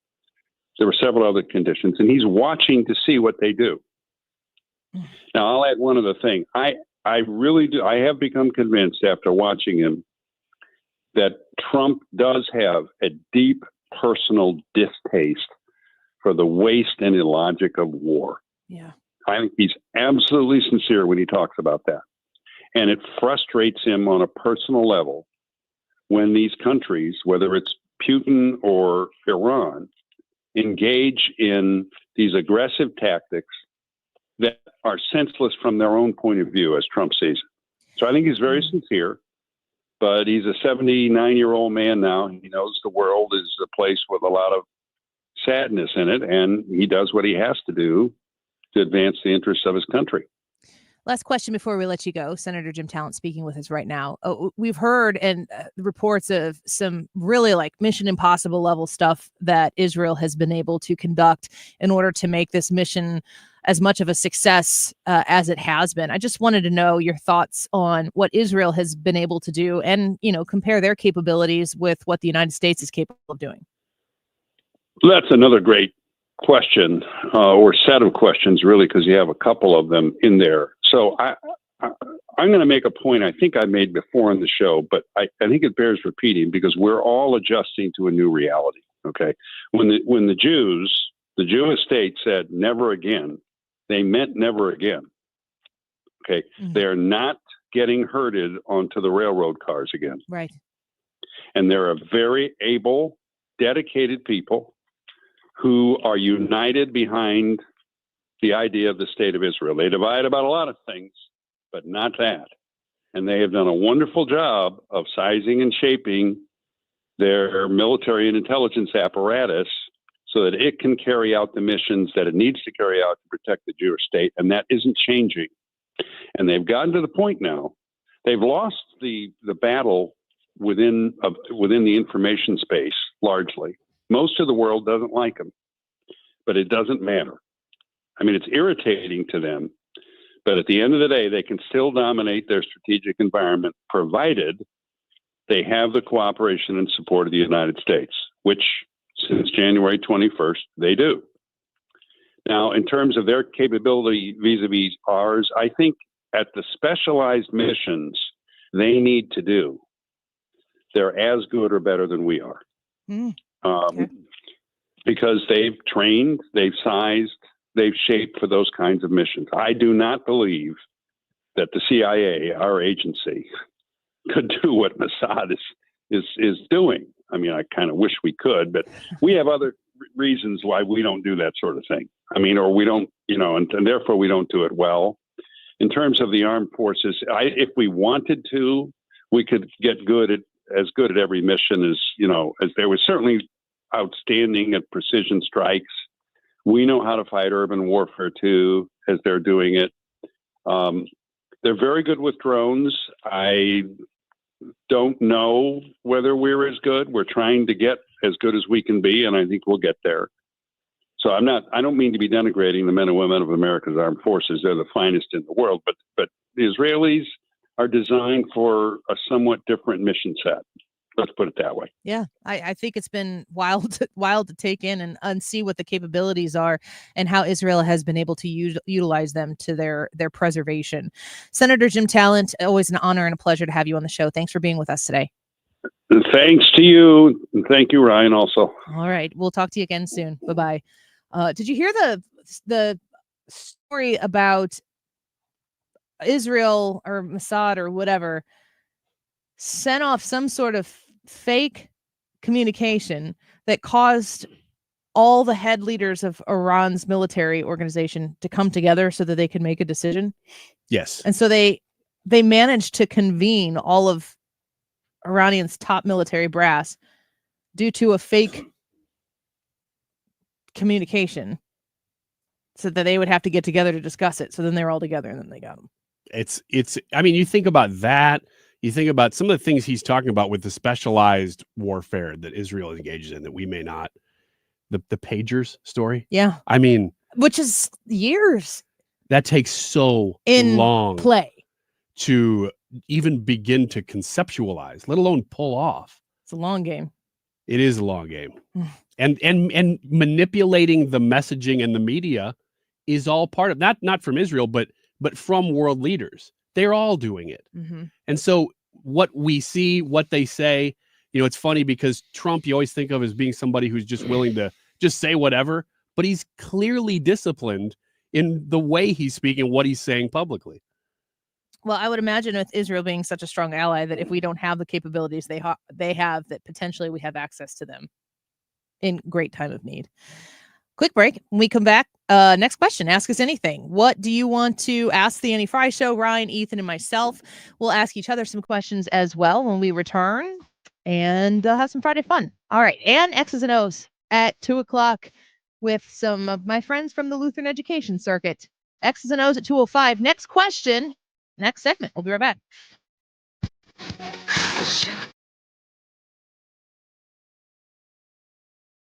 This is The Annie Frey Show.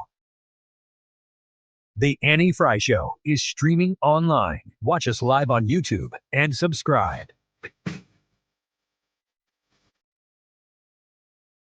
AirComfortService.com. Your air purifier for your home is a phone call away. Let me direct you to 314-513-0091. That's 314-513-0091. Push away those nasty seasonal allergies that take over your ability to breathe for half the year. Blech. When you're in your home, you want to be breathing comfortable, purified air, and Air Comfort Service delivers on that. You can call them for a free estimate on a whole home air purifier that will help you relieve and or eliminate those allergy symptoms you're feeling, the pet dander around your home, bacteria, viruses, even odors, and more. That air purifier can greatly lend to the comfort zone that is your house, that is provided by Air Comfort Service. 314-513-0091. Call Air Comfort Service at 314-513-0091. Online at aircomfortservice.com. You're listening to Leaf Filter Radio, and the guru of gutter protection himself, Chris Coonahan, is here to take your most pressing leaf-related questions. Hey, everybody, Chris here. I understand we have Ron on the line. Ron, where are you calling from? Uh-oh. Ron, are you calling from a ladder? Well, I was. I wanted to ask Chris what I need to do to get my gutters ready to have Leaf Filter installed. Oh, Ron, you don't have to do anything. A Leaf Filter Trusted Pro will come out and clean out your gutters, realign and seal your gutters, and install Leaf Filter, America's #1 gutter protection system. So I didn't need to get on this ladder? Ron, Leaf Filter Trusted Pros are in your neighborhood and ready to help. Just visit leaffilter.com/radio to schedule your free gutter inspection and get up to 30% off. Thank goodness. What was that site? That's leaffilter.com/radio for your free gutter inspection today. See representative for warranty details. Promotion is 20% off plus a 10% senior or military discount. One discount per household. We, without hesitation, recommend that anybody work with ThrottleNet. The experience will be as good as it's been for us, for anybody, because you'll get a true partnership and you'll be able to rest easy that you're going to get the service that you need while they're also doing all those things that you don't want to have to think about, that you don't want to have to worry about. They're always doing that in the background for you. Don't wait for your next IT crisis. If your business depends on technology, you need a partner that's got your back. Contact ThrottleNet.com to get a free IT evaluation and see how we can support your IT everything. The Range St. Louis West is launching the countdown to 250 years of American freedom this July by giving away 5,000 rounds of 9mm ammo. 5 winners will get 1,000 rounds each, and winners are going to be drawn July 1st. Don't miss your shot. Enter now at therangestl.com/ammo. You have to be 21 or older to enter. It's open to Missouri residents and Illinois residents with a valid FOID card. No purchase necessary. therangestl.com/ammo. Do you ever wonder if you've saved enough money to retire? Well, you can find out how you can make your money go a lot further in retirement in a 3-hour adult education class called Retirement Planning 101. Hey, it's Sue Thomas, and this is a one-night class. It's taught by a fiduciary advisor from Financial and Tax Architects. They have decades of financial planning experience, and they hold these at colleges and libraries throughout St. Louis. You will learn about reducing your taxes, maximizing your Social Security income, paying for health care, all of it. And there's no cost. Just bring 3 canned goods for St. Louis Crisis Nursery. Now, there are a handful of openings for the classes this month and next. Just register by calling 314-947-2012, 314-947-2012. It's the Sue Thomas number, 314-947-2012. Rhino Shield is engineered to outlast paint by a lot, backed with our 25-year transferable warranty. Paint a house, shield a home. We do brick, block, stucco, asbestos, steel, aluminum, cedar, and more. We are the only coating company selected by Disney, This Old House, and 3 times on HGTV's Curb Appeal, where all 3 episodes concentrate on unpainted brick. If you maintain or own a business with a tired-looking building, you owe it to yourself to look at Rhino Shield and our beautifully durable color schemes. Evaluations are free. We're making buildings pop and be noticed again, from Champaign to the Lake of the Ozarks, exceeding expectations every day with our products, people, and performance. Now is the time to call 877-25-RHINO, 877-25-RHINO, or go to 877-25rhino.com and see how honest and transparent we really are. Tell them, ladies. Don't paint, don't Rhino, go Rhino Shield. Never paint your house again. Rhino Shield. You're listening to the Annie Fry Show live from the Air Comfort Service Heating, Cooling, and Insulation Studio. Air Comfort Service is hiring licensed journeymen. Don't have a journeyman license? Air Comfort Service will help you get it. Get guaranteed hours year-round and more. Apply online at aircomfortservice.com.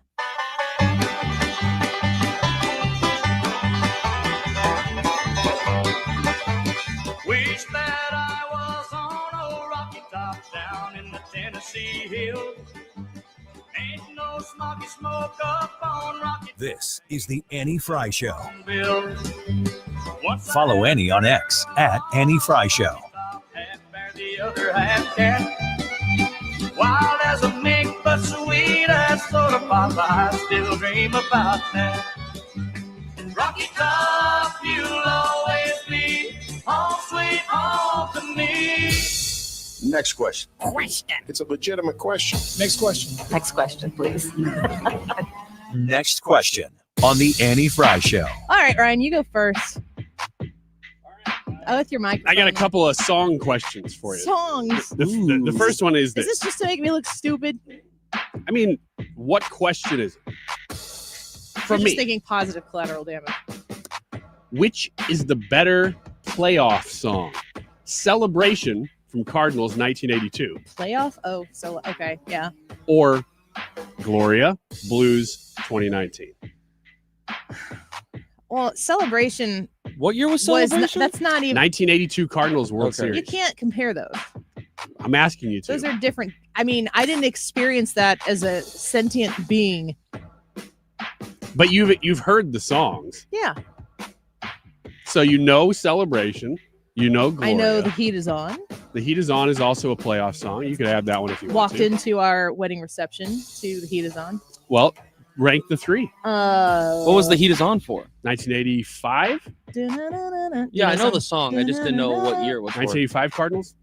I don't know. I just know it's associated with the 80s Cardinals. But again, to the same point of Celebration, I was Or 87, maybe. a wee little thing at that time. Gloria is great because there's a great story as to the genesis of it. And I can't. Jeanette says Celebration 100%. Stacy says Celebration. These people might have experienced it firsthand. The one song that I associate with Cardinals playoffs is Some Nights by Fun. Oh, yeah. From 2011. 2011. I don't know that was a part of. It wasn't like the rally score or it's more of anything. an after Yeah. thing where the Some Nights song was put to the montage of people watching Game 6 unfold. Have you ever seen that video? Not with Some Nights. Oh, It's a cool video. I mean, It's the best I've video seen, on YouTube. I've seen so many of those freaking montages of the 2011 season as a whole. I mean, that's what I used to do. Like, Yeah. okay, let's watch 2011 Game 6 again. Some Nights by Fun. Haven't seen that one. It's people who are filming themselves watch Game 6, and it's the best thing. I have goosebumps thinking about it. I'm going to default to say Gloria only because that's probably the right answer for me, but I would always go towards baseball over hockey. And then what is the song that we would always play at the Rams games where we're going to beat the hell out of you. Some people listening will know. My dad will know. Well, is that something they added to the song? No, it's because they something would he always sang play in the- Todd Rundgren's "I Just Want to Work." It was something you did in the stadium. I'll think of it. What about you? What do you think? Well, I wasn't alive in 1982 Yeah, it's kind of a or hard question. 85 or 87. Celebration is that is a classic as far as just like, I mean, you did it, so that I love it for that aspect of it. But I think that what you said, Annie, there's something about one celebrating with Gloria after every single playoff win. That was such a fun time too. I had just graduated high school. So it was just a fun time, and just adding that onto it made it so much more. I remember doing this thing where every time that they would win a playoff game, Ryan, I would post on, you post the Snapchat stories, right? And I'd post a video with that song playing, and whoever I was with, it'd be a ride home from a baseball game, or it'd be watching the game at the arena. I'd say, here in St. Louis, we play Gloria when we win. And I did it. It was cool seeing like the different montage put all together of all the different places. The way that was created and everything that they went through in 2019 to get to that point. And it was just so random. So I would have to say Gloria personally, but I mean, Celebration, just based off the song, that's a fun one too. The song that I was talking about at the Rams game is the Hey song. Oh, Gary Glitter. And then Oh, I go, part two. we're gonna beat the hell out of you. Yeah. You. And we did for a while. And then I wasn't a lot alive those- for much a of lot that, those years unfortunately, we either. weren't. I wonder what Rock and Roll Part 1 is like, because that one's called Rock and Roll Part 2. Never heard Part 1. That's freaking awesome. My answer to this question is probably Gloria, just because whenever I hear it, That's all it means to me. whenever I hear it, it takes me back to that moment in time. Just the beginning of the song, I'm like, uh-oh, here we go. Yep. I was too much on the outside looking in, adjacent, locking arms with my fellow St. Louisans, watching the Blues do what they were doing. Super happy for them. It made me interested in the playoffs. Like, I watched them the whole time, but it was weird to be that much on the outside of something, watching people love something so much and being like, okay, song. So I was at Game 4 of the Cup Finals, and I went with a friend that Did we win that game? we did. It was the only game we won at home, so I was super fortunate to be at that one. So it was the only time that Gloria played at the Enterprise Center during the Cup Finals, and I remember my friend wanted to get out quick, get to the parking lot because it was going to be crazy probably to leave. And now you're not friends with them anymore? No, we're still friends. It was a little bit of a wanted to bump. It was a bump in the road, you right? wanted But to I was stay, like, now we're no, friends. we have to stay and see Gloria. So we waited through Gloria. All right, next question. You got one from the audience, Ethan? Yeah, we can always rely on Bobo. He always has some great ones here in the comments. So as I scroll through and I decide which one I want to get from Bobo, let's go ahead and let's use this one. Would you rather honk like a goose every time someone says your name, or salute every time you see a squirrel? Saluting seems like it would maybe be less public. Where did you come up with these? I would think the salute is the clear answer to this question. If you say I would rather honk like a goose every time someone says your name, you're just looking for attention. And I hate that. I thought you'd be a goose guy. No. But I hate depending on who you are, like, if you are someone that hates America, obviously this isn't an issue for any of us, I think. If you're someone that hates America, then this could be an issue because maybe that is considered a sign of respect towards. Next question. I've got one. Are you subjected to like internet scams? I think I clicked on an email in one of my emails that was a phishing email, and I pride myself on being smarter than that, but I think I just did it in the last 48 hours. Ooh. And now I'm like concerned about what I exposed myself to, so I'm digging deep on it. Have you ever done that? I have famously done that with a fake Big Lots ad at Christmas. You ever heard that story? Too good. Is this the guy the one where you let him on? No, that was a Facebook Marketplace story. Oh yeah, I don't know if I know this story. I will also do that if I haven't done it for a while on the phone, but I do it on the phone too. If I get a spam call, I'll sometimes take it and just talk to them for a long time. I get calls for Corey every day. Every day, someone wants to talk to Corey. Have you ever played along? No, I'm like, I'm not Corey. Change your voicemail to be like, "What's up? This is Corey. Leave me a message." No, and money. I'm pretty sure that Corey owes somebody money. I am in fact not Corey, and I'm always like, I pick up the phone and I answer it. I don't know Kind if of it's rhyme. Annie, Corey. No, it doesn't. And I'm like, I'm not Corey. I've never been Corey. I get calls for Corey all the time. Please take me off your list. And they usually hang up somewhere in the middle of that. Maybe it's just the greatest setup for a prank of all time. I love the spam Super calls committed. that when you're like, "Is this spam?" I don't know. I'll pick it up and you answer and they hang up before you do. They clearly don't even want to be doing this. Well, a lot of times those can be where when you say hello, they're mapping your voice to use your voice in the future. If you ever got a call and it was you on the other end, Mhm. what would you do? What? Tell them I'm not Corey. I mean, that's the scam is that they can call your loved ones and use your voice and be like, "I need help. I need this, blah, blah, blah." I think I'd really be the super most scary. convinced if it was me saying, "Dude, you are about to be in some serious trouble. Are you my conscience? This is your future self." Let's take a quick break. More questions from you on the Andy Fry YouTube live chat. You need to vote as well. Is President Trump humble? Yes or no? I'm going to ask the crew that question. When we come back, you'll hear our responses and a few more of your own. Just go to youtube.com/@AnnieFry and tell us if you think President Trump is humble. Vicky said that would be a big old nope. And JB said yes, not all the time though. 80-20, if you will. What do you think? Annie Fry YouTube, go vote, leave a comment. We'll be right back.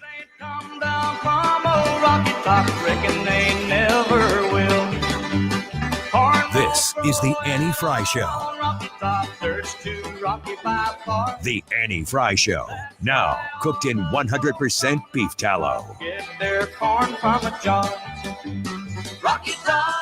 Michael's Flooring Outlet. You find them online at igotfloor.com, but you can also find them in store. They've got 3 locations here in the St. Louis area. Stop by, give them a visit, and the opportunity to earn your business. In St. Charles County and West County and in Darting Prairie, all 3 locations where you can go in and meet the flooring experts who will connect you and your hard-earned dollar with quality and value in the flooring that you're looking to purchase. They care deeply about making sure that you are satisfied with that purchase. And that is shown over and over and over again in the thousands of Google reviews that you can read at igotfloored.com. You can go through all the different products that they have. They have great displays in their stores that you can take a look at, take a feel, walk on, envision in your own home. Like the Revwood Select and Plus lines, this 10-year waterproof warranty and a lifetime all pet warranty might be exactly what you are looking for to stand the test of time and the critters that you have in your home, so you can have beautiful flooring and still love fully on your pets. All of the details that you need to know online about the locations, the products, even the ability to request an estimate at igotfloored.com. If it's time for new windows, there's only one place to call. That is Window World. Mark Cox here. Call my friends at Window World at 314-993-1800 for your free estimate today. If you have any questions, they'll be glad to send someone out to explain all of it to you. You can even schedule right online at windowworldstl.com. You know, there's a lot of high-interest financing out there, but here's what Window World's doing. Right now, they're offering 18 up to 36 months, same as cash financing with approved credit. You can't beat that. You also get a lifetime warranty that covers all of the parts, the glass breakage, and labor. Who else stands behind their product like that? Over half the appointments Window World will set this year are from previous customers or referrals from those customers. That is a testimony to their customer service, their quality, and their commitment to creating loyal customers. That's what you get with Window World. Call them at 314-993-1800, windowworldstl.com. As the old saying goes, size matters. At Morgan & Morgan, we have over 1,000 lawyers and nearly 6,000 people on staff. But at the core, this is and always has been a family business. Our family watching out for your family. Call us or email us 24 hours a day, 7 days a week, even on a Saturday or a Sunday. And if you ever have a problem, call our mom. Morgan & Morgan. For the people and your family. Injured? Dial Pound Law or visit forthepeople.com for an office near you. A lot of people, when they come in, they'll say, this is my last hope. The next step is getting them in the right arch supports. Our goal is to have that long-term change for them, to see someone that is in pain. I change things for them. See how we can help you with a free fitting at the Good Feet store. We're asking you today, is President Trump humble? Yes or no? It's Friday's YouTube live chat poll. Is it kind of fun? I think it's kind of a fun question. Is President Trump humble? Let us know what you think about this topic. It's a yes or no. 146. This time check is sponsored by Jerry Kelly Heating and Air Conditioning. It's time for a $98 AC tune-up.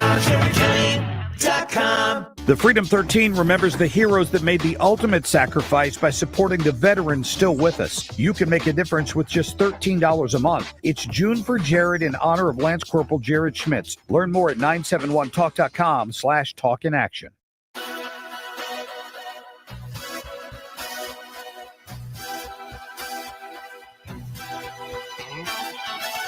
This is the Annie Fry Show. Interact with Annie on Facebook. The Annie Fry Show.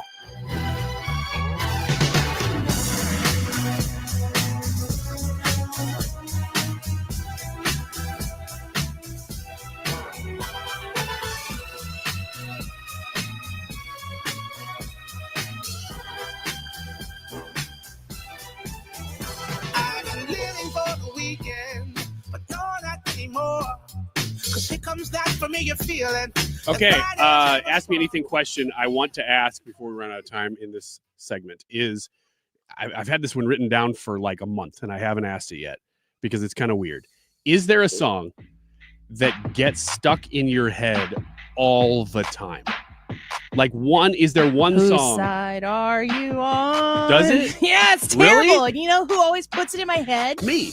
Ethan. Oh. No. I have been singing we'll that be a lot just lately. minding our business, walking through our day, and he's over there just going, and I'm like, God dang it, stop it. Oh, okay. It's because last week I showed it to part-time producer Drew once because Ryan's remix of it was so freaking If you want funny. to put my audio on this computer on, we can probably.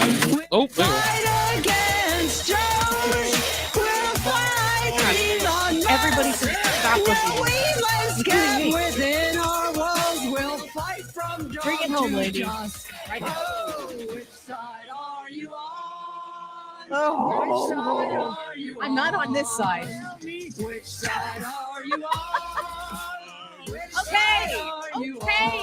Okay. I regret bringing it up. That's your fault. It is kind of. It's a little beers. I went to go and show Drew that once last week, and What did he ever think? since, he thought it was amazing.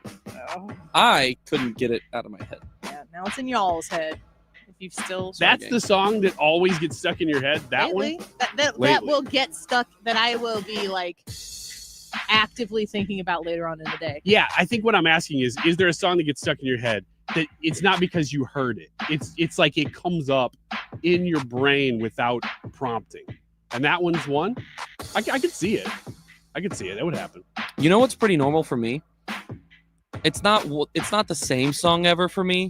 What it tends to be for me, because I picked the music for both this show and the Mark Gruden show, it'll be one of the songs that I pick from this for Annie's show gets stuck in my head for a few hours, and then one of them for Mark's usually for the rest of the day. That's usually how music getting stuck in my head works. Yeah, I got one that gets stuck in my head, and I rarely ever hear it, but I sing it all the time for like 10 years. What is it?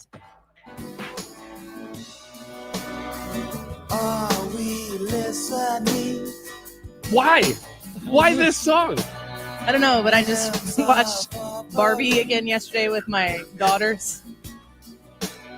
Turn it off. I am. And towards the end, where when the Kens take over, and it's like the patriarchy is in charge, and the song they all play is Push. That is so funny. I wanna push you around. I wish I wish laugh that out song loud every time. because that song has meaning to it and it sounds kind of abusive, even though it's not intended to be. Yeah. So it's clearly like the patriarchy thing. I wish that song had no other meaning, that they just were playing a Matchbox 20 song and they all loved it that much. Yeah. That makes me laugh when I see that scene. But this song, I will sing it at any hour of the day for years. And I'm like, why Collective Soul, the world I know? God, why that one? I wouldn't have even known the name of that song. Next question, Ethan. You got another one from the audience? I don't have one from the chat, but I have one of my own. Is that Perfect. okay? I like that. So you don't have to share the age, but I'm curious if you guys have a favorite birthday like that, like really sticks out as like, this was my favorite one I've ever had. And what did you do on that day? So, like, to celebrate the birthday? Yes. Not just like the favorite age to be. Correct. Do you have one that sticks out? I have a birthday that sticks out, but it's for the opposite reason. Well, that works. A bad one? Yeah, I went to so I was working at a station called UPN at the time, UPN 46. It's no longer a station. It's not even a network anymore. And I went on my first ever solo commercial shoot on my birthday. It was probably my 25th birthday or something like that. I don't know exactly, but I didn't do it right. And so I shot this whole commercial. There was no footage. I get back to the office and find out there's no footage. This is like a recurring dream nightmare. It's terrible. And it was like my first big test. You know, oh, you've been on a couple with other people, but this one's yours. There was no footage there. So I have to then call my boss, tell him, hey, I just wasted an entire day, not only of mine, but of the client's. And I have to call the client and schedule a reshoot for everything we just did. And happy birthday. It was my birthday. We're going out to eat tonight. It was terrible. That's it. brutal. Do Jeez. you have a favorite birthday, Ethan? I do. Mine probably was last year. So in 2023 and 2024, I was the Cardinals booth assistant, and last year's happened to be while they were at home. So I got to spend my birthday at the ballpark. And besides that, you know, it was just a normal ball game. What was the best part about it is that a couple of times last year when broadcaster Mike Claiborne was out, I would get to fill in for him and do the player of the game interviews on the field. And I got to do it that day because he was gone. So it's just, and it was, I did a few of them last year. Like I said, that was probably my best one. It was my last one. And my mom also was at the ballpark. So she got to be there and see that. So yeah, that was pretty cool. Yeah, that was a lot of fun. So I don't want to be, I'm afraid that I'm forgetting something here. And it would upset people, but we don't really do a lot of big things for my birthday.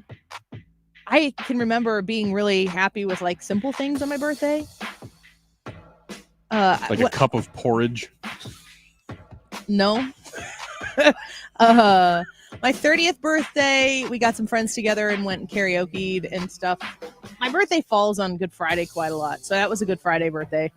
But it was just being around the right people. But I don't know. I can't think nothing really like Nothing sticks out. Nothing sticks out. But I can be content with some pretty simple things. All right, I'm going to ask you guys the YouTube live chat poll, which y'all can go vote at youtube.com/@AnnieFrey, Frey. Is President Trump humble? Yes or no? Last question in our next question segment. Okay. You first, Ryan. I think that there are going to be some really good answers saying yes to this question. And I may even agree with them. But a politician who bathes in a golden bathtub How do you know? and refers to himself in the third person. And I'll pull up Andy's comment here online. I gotta agree. Do humble people put their name on everything? Not really. So if you want to judge the heart of the man, I may say, great, I hope you're right, but I'm going to answer no to this question. You think the fact that his business has his name on it precludes him from being able to be humble? No, I just think that people who tend to be humble don't go out there and be like, look, it's a Trump Bible. Like, it's just not the kind of characteristic that usually lands with humility. And do you think, obviously he had to sign off on it and permit it. Do you think he's the one who came up with the Trump Bible? Oh, I think he definitely is all in on the phones and the Bibles and the shoes and anything you can put Trump's label on. But him being all in on it is not that's different than being like the phone, the new Trump Mobile that just came out. He's not associated with that at all. It's Eric Trump. It's the Trump organization. It's the brand, not and him. his name. The brand's got to be called something. Mm-hmm. I mean, then take that one aside. I just think that I do think Trump Mobile is different than the Trump watches and the Bibles and that type of this stuff. is a guy who, and honestly, the answer to this question is evolving. I think in his first term, I was definitely a no. Now I got to, really think about it. Ethan? I don't know if humble would be the word I would first go to describe him. So I'm going to vote no on this as well. But I do think that we have seen a much kinder and to a certain extent, for lack of better words, gentle Donald Trump in this second term, just in the way that you see those behind the scenes interactions with people. Not that those didn't exist in the first. You see, there was definitely some things out there, but this is definitely a different Trump that we're seeing in this second term. I don't know if I would say humble's the best word to describe it, but kind for sure. I also think it's important. I'm glad you said kind. I think you can be kind and you can be generous and you could not espouse great humility. I think that all of those things can be present. I do think he is a humble person. I just think that he's also other things at the same time, which is maybe conflicting, but I'm going to vote yes on this poll. I'm going to tell you this. It's super close. Go vote. X's and O's next.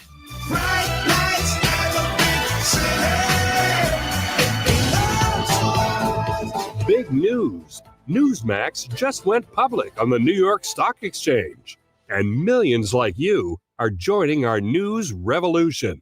Newsmax is now the fourth highest rated news channel, just behind CNN. Reuters says we're one of the top news brands in America. 40 million Americans go to Newsmax for shows with Rob Schmidt, Greta Van Susteren, Rob Finnerty, and more. So download our free Newsmax app on your smartphone or TV and start watching. President Trump says Newsmax is truly terrific.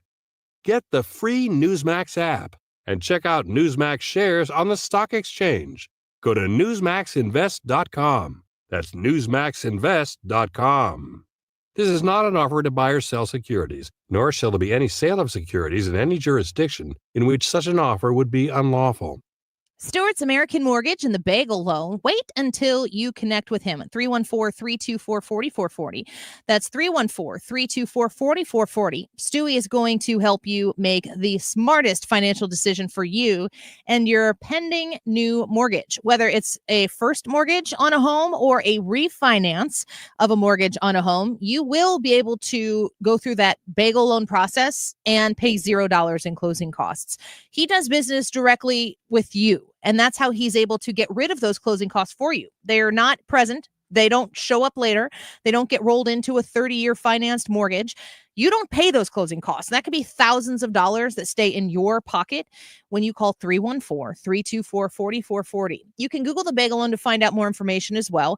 I am a 2-time customer of the Bagel Loan myself. I have refinanced twice with Stewie, and I was on the phone with him this week talking about another thing, and he guided me elsewhere. 314-324-4440. Go to the Bagel Loan, NMLS number 226715. Get ready, St. Louis. The Cubs are coming to town June 23rd through the 26th. The Cardinals host baseball's best rivalry at Busch Stadium in a series that always delivers. The Chicago STL rivalry is legendary, and the energy in the ballpark will be electric. It's the perfect way to spend a summer day or night at the ballpark with passionate fans and nonstop action. Don't miss out. Get your tickets today at cardinals.com/tickets. Hey, this is Sonny Gray, St. Louis Cardinals for the Lou. Hey parents, looking for something fun and unforgettable to do with the kids? Bring the whole family to a Cardinals game at Busch Stadium. From kid-friendly activities and giveaways to awesome promotions like Kids Run the Bases. Your little ones will have a blast, and so will you. Check out Family Sundays, presented by Smithfield, where select tickets include a free jumbo hot dog and soda. There's nothing like sharing the magic of Cardinals baseball together. Make your memories this summer at Busch Stadium. Tickets are available at cardinals.com. KFTK FM Florissant, an Odyssey station. Iran and Israel continue to exchange fire. Fox's Mike Tobin in Israel with the latest. Direct combat between Israel and Iran now enters its second week. Iran continues to lob missiles at Israel. Earlier, the sirens were sounding here from the north to the south of the country. We were able to watch the missile interceptions overhead here in Tel Aviv. The Director General of the International Atomic Energy Agency says Iran was not taking the final steps toward making a bomb. And despite the recent warfare, diplomacy, he says, could still prevent Iran from getting that bomb. Now, in response to the missile strikes, Israel's defense minister promised increased activity of the air campaign in Iran, and Israeli fighter jets were active both above central and western Iran. The IDF says the targets were missiles and military infrastructure. The United States has been warned any direct involvement would result in all-out war with Iran. President Trump says he'll make a decision regarding the conflict in 2 weeks. Iran's foreign minister is in Geneva for talks with European leaders. Speaking before the Human Rights Council, Iranian Foreign Minister Abbas Araghchi says Israeli strikes on Iran's nuclear program an unjust act of war. Hundreds of my fellow Iranians have been killed and injured following Israel's surprise armed attacks and terrorist operations. The Israeli ambassador to the UN reacts to President Trump's move to wait on Iran to continue negotiations. Here's Fox's Jessica Rosenthal. President Trump said he'd make a decision about Iran within the next 2 weeks. Israel's UN ambassador, Danny Danon, said talks with Iran have been ongoing for decades. If it will be like, what happened in Libya, when you had real inspectors who came into Libya, took out everything out, that's a mechanism that can be discussed. But if this is going to be just another round of talks, that's something which we cannot accept. While the International Atomic Energy Agency recently said Iran could not prove its enriched uranium wasn't being diverted to military uses. America's listening to Fox News. We all hear the radio ads about the IRS. They tell you to be afraid, to be scared, and they try to frighten you into calling. I'm not here to do that. Tax Relief Advocates is different. TRA is here to tell you that if you owe money to the IRS, whether it's $5,000, $50,000, or $500,000, we have a solution. It doesn't matter if you're sitting in your car, at work, or with your kids. No matter where you are, call now. 800-626-9692. Don't lose hope. TRA can eliminate or reduce what you owe to the IRS. Generous programs are now available that can give you a fresh start. Our passion is taxes and helping individuals fix their IRS problems. We have over 1,000 5-star reviews on Google and an A+ with the Better Business Bureau. You don't need to be afraid of the IRS any longer. End your tax nightmare today by visiting us online at TRA.com or call 800-626-9692. That's 800-626-9692. Tax Relief Advocates. Real solutions for real people.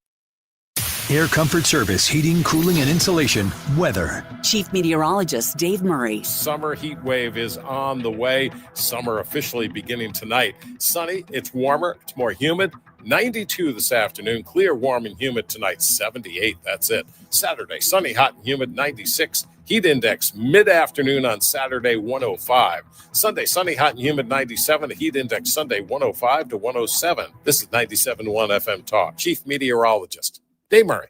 Mizzou football is here to stay. After an undefeated home season and a second straight 10-win year, the Tigers are looking for more in 2025. Eli and the boys have done it again. With a top 10 transfer portal class and a strong home schedule highlighted by Kansas, Alabama, South Carolina, and Texas A&M, you don't want to miss out. Get your spot in line by joining the season ticket waitlist at mutigers.com/FB waitlist. MIZ.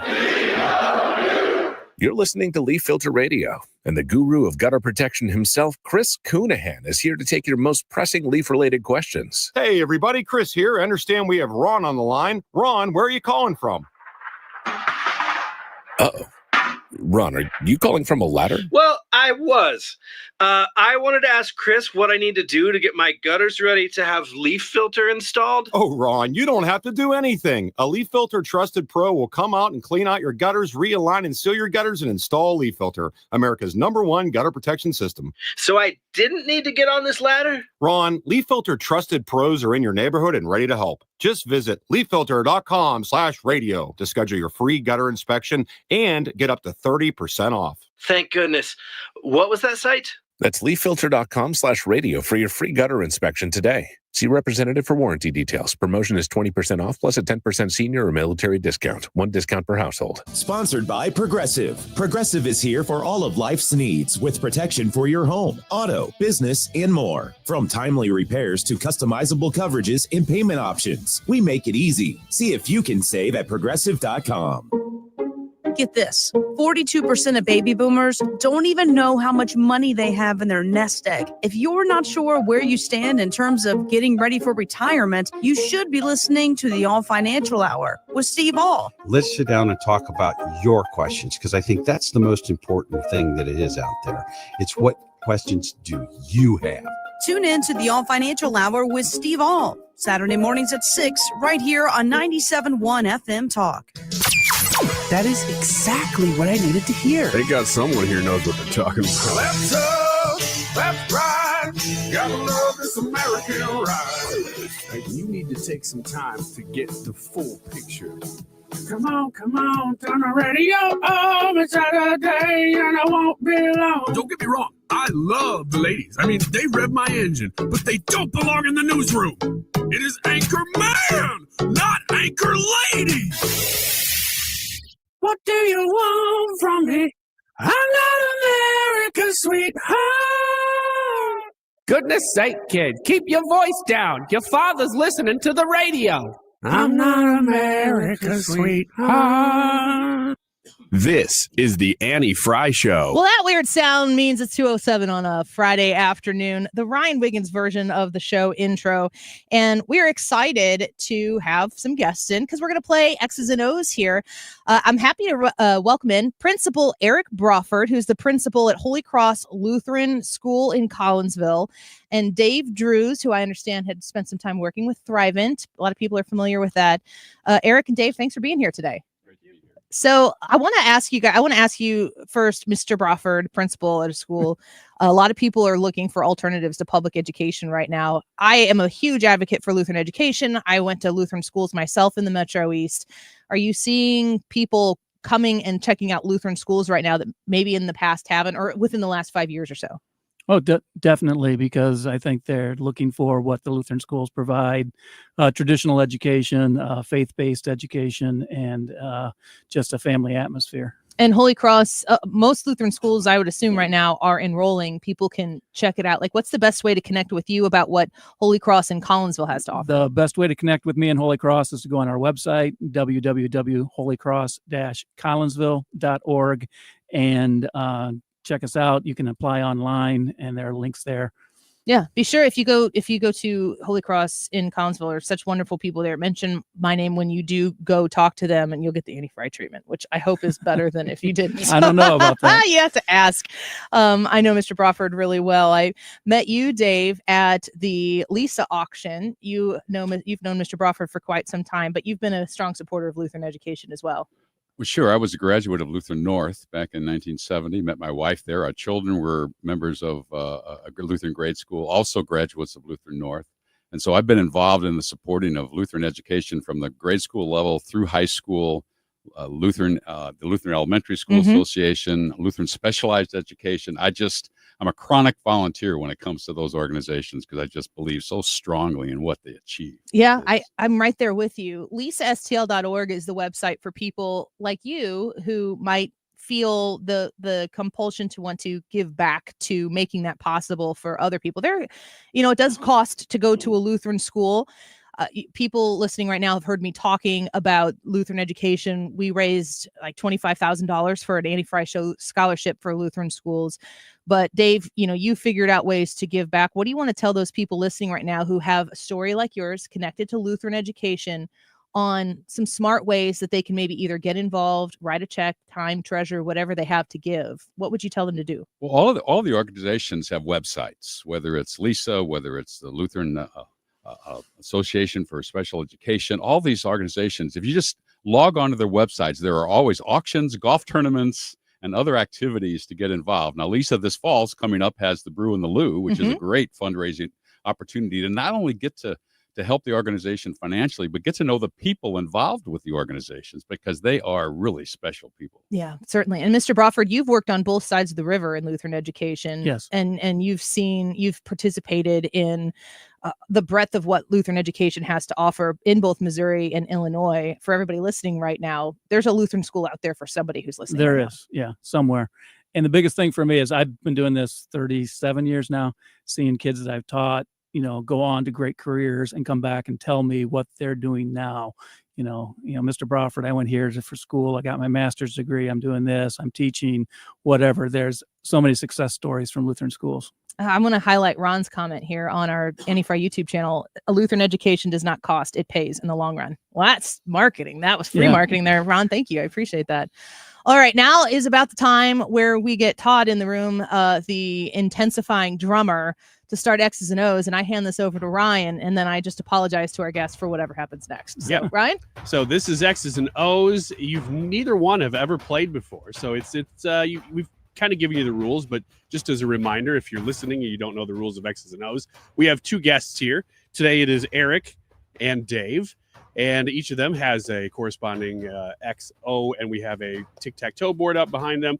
1 through 9, each square has a number. Each square also has a question associated with it, and you will just go through, try to get tic-tac-toes. We don't stop at 1, though. We keep playing the whole thing, see if you can even, break ties and stuff. We just keep going. These are your two experts, Ethan and Annie. They will answer the questions for you. You simply have to agree. Ethan is an expert. Yes. This is fun. Sure am.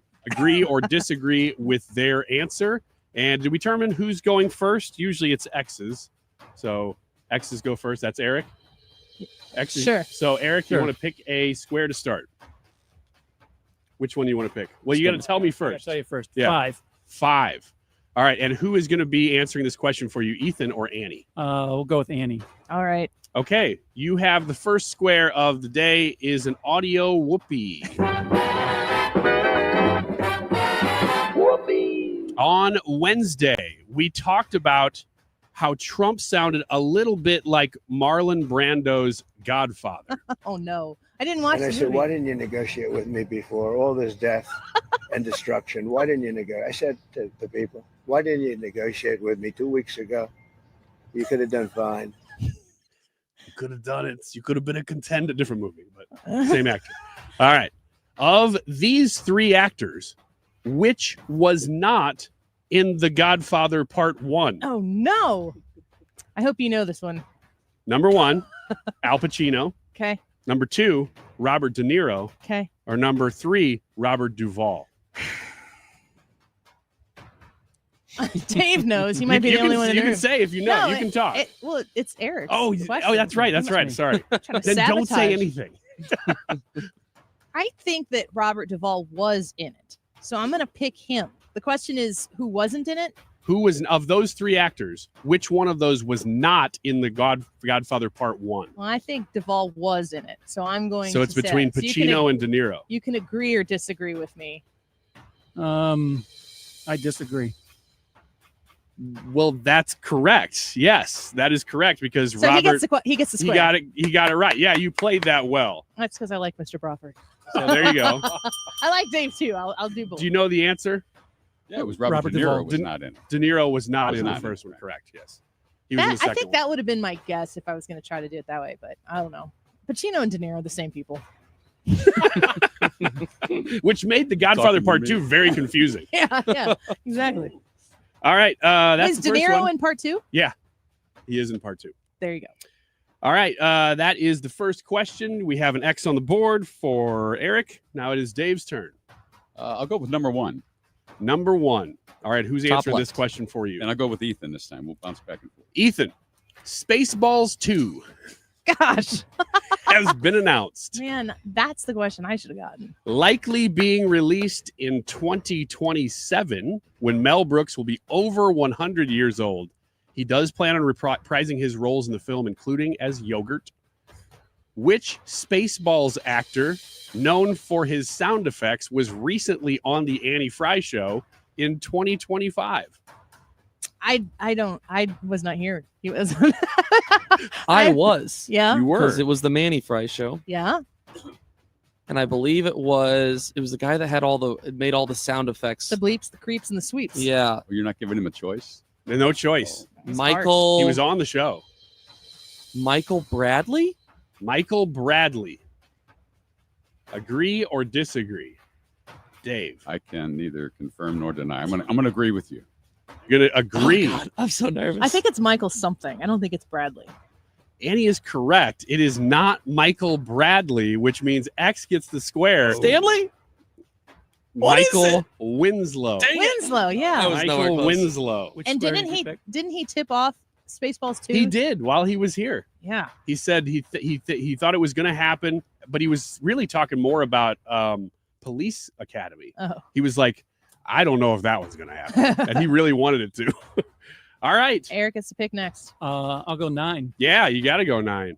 This would Bottom be the right. first tic-tac-toe. Who's answering for you? Ethan. Ethan. In Wiggins America this week, we did, Gen Z news, including how Gen Z loves RVs, brands they agree with politically, and how they want to have hookup spots on the job at work. Hanky pankies. Hanky panky what you spots. called it? Yeah. Within a year, what is the oldest birth year that is considered Gen Z as reported in that segment? Oh, yeah. Should know this. 1997. 1997. So within a year, is Ethan correct or incorrect about the eldest that can be considered Gen Z? I'll agree. That is correct. He is spot on it too. Wow. 1997 is correct. It's a tic-tac-toe. There is the first tic-tac-toe of the game. Slash through the middle of the board, Dave. You can take square. Missing one question does a lot. I want to do number 2, I guess. All right, number 2. And I'll take Annie this time. Don't All blame you. I don't blame you. Annie. This week, Kraft Heinz announced they will be voluntarily removing artificial food dyes from all of their products to get ahead of RFK Jr. and the FDA. One member of the Heinz family, Teresa, is 86 years old and married to which former Democrat presidential candidate? John Kerry. I wrote down John Kerry when you said Heinz. Wow. Gee whiz. She feels pretty confident. She I'm does. going to go ahead and agree with that. That is correct. Yeah, that was. I was a good thinking, move. I'm going to be honest. I was like, he's the guy with the hair. He looks like a horse. John Kerry. Wow.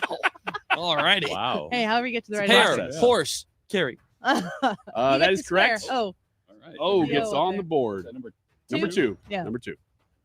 All right, Eric, back to you. 3. Number 3. You're going to completely isolate him. Let's try Annie again. All right, Annie. Yep. You have stumbled into AI. That is incorrect. Sorry, I played the wrong sounder there. You have stumbled into a guest quote. This is a guest quote. Okay. All right, the guest quote from this week is somebody who appeared Dave, I on would this play show. this rest of this game under protest, just for the record. All right, here's the quote. These are leeches. Simple as that. I mean, they just get in the middle of the transaction and don't add anything. What was it? Which guest of the show said this week? These are leeches. Simple as that. I mean, they just get in the middle of the transaction and don't add anything. Stephen Moore. Stephen Moore. I agree. That is incorrect. It is DeRoy Murdoch. Oh, I wish you would have given more context as to what we were leeching. Yeah, Sorry, Eric. he was talking about prescription drugs. Yeah. That was his topic. So it was a little. So The word it leeches. was tough. The word leeches is totally in the realm of something Stephen Moore would It say. totally could be. Sorry. All right. All right. Making it a game. I'm a little relieved you got one wrong. That way, I don't feel as bad for my responsibility as failing as an expert. Number 6. Don't worry. We'll get you feeling worse. You'll make more mistakes. It'll be fine. All right, Dave, you are saying Number number 6. Let's try 6. All right, number 6. And I go back to Ethan. And you're going to go back to Ethan. All right. Ethan, you have stumbled into AI. You sure? No. This should be a real clip from the week, from the news, run through artificial intelligence. So the quote is real, but it won't sound like the person saying it. Tell me who said this. Bully someone your own size, which would ironically be a man. How many men do you know that have this? What? So do it again. One more time. Bully someone your own size, which would ironically be a man. How many men do you know that have this? So just to clarify, this does not have to be from a guest, right? It's just it's sound, it's right? a news clip. Okay. It's a news clip. This is Riley Gaines. You seem really confident. This is Riley Gaines. She was announcing her that she was pregnant at the Turning Point USA Women. Well, you're going to look really bad if you're wrong. Pretty now. specific. Summit. Yeah. Dave, agree? Sure. Yeah, he sounds as confident as anything. He certainly does. Here's who it really was. Bully someone your own Yep. size, which would Boom. ironically be a man. How many men do you know that have this? Baby bump. It helps when you pull the cut. Yeah. that helps. That's always for people who are coming in here and playing as contestants. When Brad's the person who pulls all of the sound for the show, he does have an advantage. to It that. definitely helps. All right, who's next? Eric. Eric, you get to go next. 8. And I'll take Ethan. Number 8, Ethan. Arnold Schwarzenegger was on The View this week to share moderate center views on how immigrants should behave as grateful guests and not as petulant or entitled to be here. But these centrist views from the former California governor were too far right for any of the View hosts. Name 1 year in which Arnold was the governor of California. Oh boy, this is before my time. I know he mentioned in that I think he came to the U.S. in 1968. So 1967. Okay, all right. Well, it's close. No, I'm just saying that would be a bad answer. Thank you. You're welcome. Thank you for proving to be useful. Shots fired. I'm trying to think of like what would a realistic number of years before you become what was he, a governor, a senator? Governor. Governor. The question is, when was he governor? Yeah, was he the governor? Governator. It kind of feels like the details won't matter for your answer. I'm gonna go ahead and go with 1978. Disagree. that is the wise choice. Is it the 90s? That is 90s. correct. So no, not in the 90s at all. 2000? Early? 2003 through, can you believe it? 2011. I'm like, what? Recently. I had no idea it was that recent. Yeah, 2000. right. That was your lifetime. Eric is threatening again. Another We're tic-tac-toe. going to go number 7 for the block. Okay. And I'm going to take Annie again. Okay. Okay, Annie, you have, again, stumbled into AI. point. Even though the first time you didn't. Yeah, why'd you say again? He's just trying to throw me off. All right. Again, this is a real news clip from the week. Tell me who said this. Sister Zukia said she needs a witness. So I'm going to say it again. Investing in black is not a criminal act. What? Did we cover this? Oh, yeah. On We the pl- air? we On this played it. show? We played it. Play it We again, Played the sound. Sam. Here you go. Sister Zukia said she needs a witness. So I'm going to say it again. Investing in black is not a criminal act. I don't think that I played the sound on the air. I have it, and it was Mayor Brandon Johnson of Chicago, but I don't think I played it. I think. Oh, no, wait. Could it have been Carol Roth? Is it? What's the question again? What am I trying to find? Tell me who said that. But read the question as you said it the first time. It's just a clip run through AI. A clip. Yes, a clip of a news clip. So it could be anybody that we've had in the folder this week. So it's not Carol Roth who was there. It's not a guest Yes, on the show. that's the question. Right. Brandon Johnson. Okay, Brandon Johnson. You confident in that answer? 75%. More confident than I am in the Illinois government. I'll agree. Here's who really said it. Sister Zakia says she need a witness, so I'm gonna say it again. Investing in black is not a criminal act. Yeah, we pulled that. We did not play that. We didn't play it. No. We talked about it. We did. Successful I read block. it. Thank you. But yes, there you go. One more, and Ethan's been used 4 times, and I've been used 4 times. So Eric, you get to go, and you get to pick either one of us for square 4. I'll go with Annie. All right. Annie for number 4. All right. Sister For all the Zukia? marbles. Ooh, I didn't- Yeah, I don't know. you played that. I'm like, I have no idea what that is. It's a weird start. Zucchini at first. It's like, who? Yeah. All right, you have found the other audio whoopee. Okay. This one might be my favorite one of the week, too. One of the senators from California has been causing quite a scene wherever he goes. I was forced to the ground. First on my knees, Then and then my flat chest. on my chest. And as I was handcuffed and marched down a hallway. You could have sped that up. No, thanks. What are the names of the 2 senators from California? Adam Schiff and Alex Padilla. Agree. That is correct. To end X's and O's. And I wouldn't have known that because I didn't know Alex Padilla was from California until when we talked about that on this segment. I was like, where's he a senator from? Whoa, who knew? Neither did Christy Noem. If only he would have announced himself walking into that situation. Right. All right. It is 5 to 4, and 1 tic-tac-toe going to Mr. Brawford. There you go. Congratulations. Win the grand Well played. Yeah, it's a Back good and game. forth. Yeah. If you wouldn't have gone for the diagonal tic-tac-toe to begin with, I think this could have been a bit closer. So good job. Smart move. All right. Principle. Smart move. Real quick before we go, Mr. Brawford, again, how can people learn more about Holy Cross Lutheran School in Collinsville, Illinois? Go to www.holycross-collinsville.org. All right. Highly recommend that school. Wonderful school. And if there's a Lutheran school near you and you've been wanting to check them out, this summer is a great time to connect, have a conversation with them. Tell them you heard about it on the Annie Fry Show, and just see if it's for you, if it's for your family, if it's for your grandchildren, grandparents. It's a great opportunity to make really the possibilities endless for your kids in a Lutheran education. Dave, Eric, thank you. Thank you. God good, bless. good to have you. And thank you for the cherry pie. Ryan, he brought Holy Cross cherry tree. a Holy Cross cherry tree pie. Homemade by Mr. Brawford. I will eat the You whole can't get thing. that at other schools. You can't get that kind of thing in a public school. They won't let you eat it, I bet. No. They probably won't. That's what you get in Illinois these days. All the dumb laws. All right. Let's take a quick break. We'll be right back. We'll close out the show here in about 35 minutes, but we need your vote in the YouTube live chat poll. Is President Trump humble? Yes or no? What a question.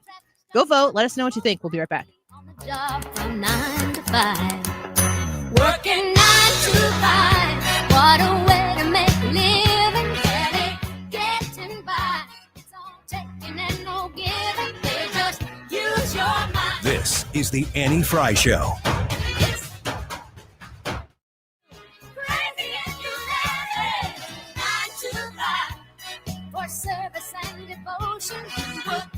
The Annie Fry Show is streaming online. Watch us live on YouTube and subscribe.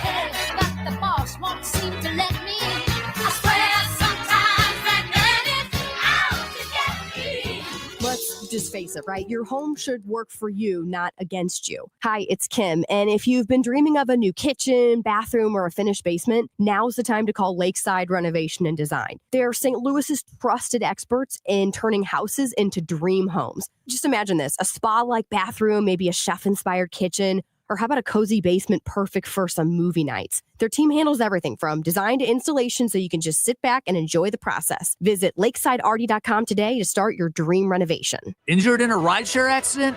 Whether you're driving or riding, Kaufman Townsley knows how to handle these tough cases. We fight to get you the compensation you deserve. Kaufman Townsley, real people, real results. Call 314-500-5000. 1 in 4 people surveyed by Bankrate.com say they're literally losing sleep because of worries that they may have not saved enough to retire. If you're ready to get serious about planning for your financial future, you could start by listening to the All Financial Hour with host Steve All of the All Financial Group. What are your wishes, hopes, and dreams? What's retirement look like for you? Because everybody, that picture is different. If you want assistance, we can also help you at that point. Tune in to the All Financial Hour with Steve All, Saturday mornings at 6, right here on 97.1 FM Talk. Gain peace of mind that your flooring and carpet installation will be done right the first time when you hire the experts at Michael's Flooring Outlet. They give all their clients attentive personal service, even bring toys for the kids of the household. It's a family-owned and operated business for 25 plus years. They make sure you make the right choice for your home. So if you have carpets or hard floors, you're going to be happy for years to come. 3 convenient locations in St. Charles County, 116 Main Street, in Old Town St. Peters at Mid Rivers and Highway 70, in West County on Olive, and the store in Darden Prairie. Michael's Flooring Outlet, igotfloor.com. Mark Cox here. Let me introduce you to my friends at the Lit Cigar Lounge in St. Louis, where luxury meets comfort. Premium hand-rolled cigars, an extensive selection of rare bourbons and whiskeys and craft cocktails. It's comfortable for non-smokers, too. They have a state-of-the-art ventilation system. They have private lockers and live music every Friday night, perfect for date nights or business meetings or just winding down. Visit litstl.com. Hi, I'm Bob Kershaw with Retirement Advisory Group. Are you worried about market volatility? Are you concerned your money won't last you through retirement? Hi, I'm Tammy Kershaw, and as a family-owned business, we are committed to protecting your retirement, whether you're nearing retirement or already retired. We have a lot of folks that aren't aware of all the new investment choices that are available, which give you growth and protection from losses at the same time. Are you aware of all the fees that you are currently paying? We can show you how to avoid those fees. So come in now for your free retirement review and get a second opinion on your retirement plan. And just for coming in, you'll get a copy of our latest edition book, Your Key to a Worry-Free Retirement. Let us show you how to retire with confidence. We are proud to say we haven't lost a penny of our clients' money in 39 years, and we won't lose a penny of yours either. Let our family help your family. Call us now at 314-993-9494 or go online to retirementkey.com. That's retirementkey.com. I'm Emma Greed, and I've spent the last 20 years building, running, and investing in some incredible businesses. The more success I've had, the more people started coming to me with questions. How do you start a business? How do you raise money? How do I bounce back from failure? On my new podcast, Aspire with Emma Greed, I'll be answering these questions and more through weekly conversations with the smartest minds out there. Listen to and follow Aspire with Emma Greed, an Odyssey podcast, available now, wherever you get your podcasts. You're listening to the Annie Fry Show live from the Air Comfort Service Heating, Cooling, and Insulation Studio. Save now with Carrier Cool Cash rebates up to $1,700 on a new AC or HVAC system. For details and a free estimate, aircomfortservice.com. For details and a list of all station contest rules, visit www.971talk.com/rules.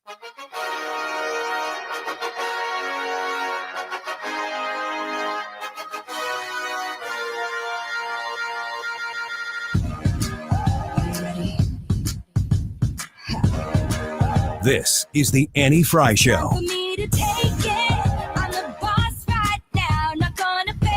You're listening to the Annie Fry Show, live at 1.0 speed. Welcome back to the Annie Fry Show. I know there's so many things happening in the world, but Ryan had this really important story that he wanted to cover for us. Ryan? was a big fan of JoJo Siwa growing up. And by growing up, I mean like last year. Her growing up? No, me. But I was wasn't- a big fan. She wasn't here. While I was growing up. That's not possible. She wasn't alive. I was still growing up the last few years. Oh, you mean like mentally? Yes. Got it. Spiritually. You were a big fan of her. So while whenever you were I growing Place I have the most spiritually. confidence in you. But as you guys know, we've gotten used to this. Anytime there's JoJo news, I'm like, okay, I got to share my JoJo. And it explains the hair bows he wears all the time. JoJo. Yeah. Uh-oh, it's Ryan's JoJo time. big into headwear. We had that sounder I played all the time. And facial makeup. I deleted that Where because else I'm would you put trying to makeup? grow. Seriously though, Nickelodeon star JoJo Siwa.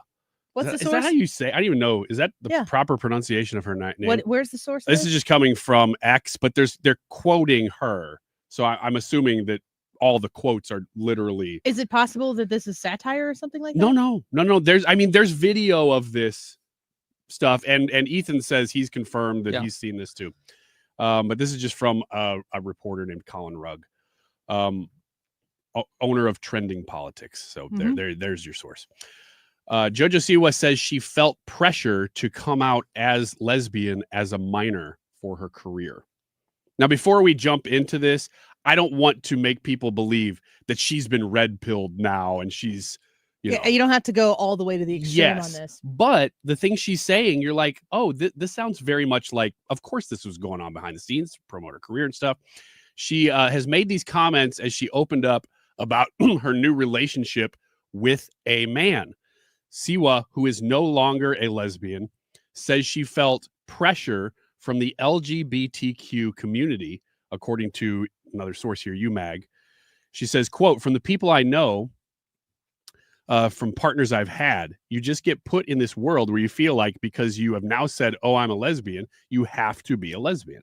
And the truth is, sexuality is fluid. So like I said, it's not like she's red pilled. She's just coming out and saying this is her experience. No. I mean, to me, the identity that she has, her sexual identity, whatever it is, that is a sub story to she was pressured as a minor to be sexually public about something, pressured in any way, shape, or form, publicly pressured regarding her sexuality.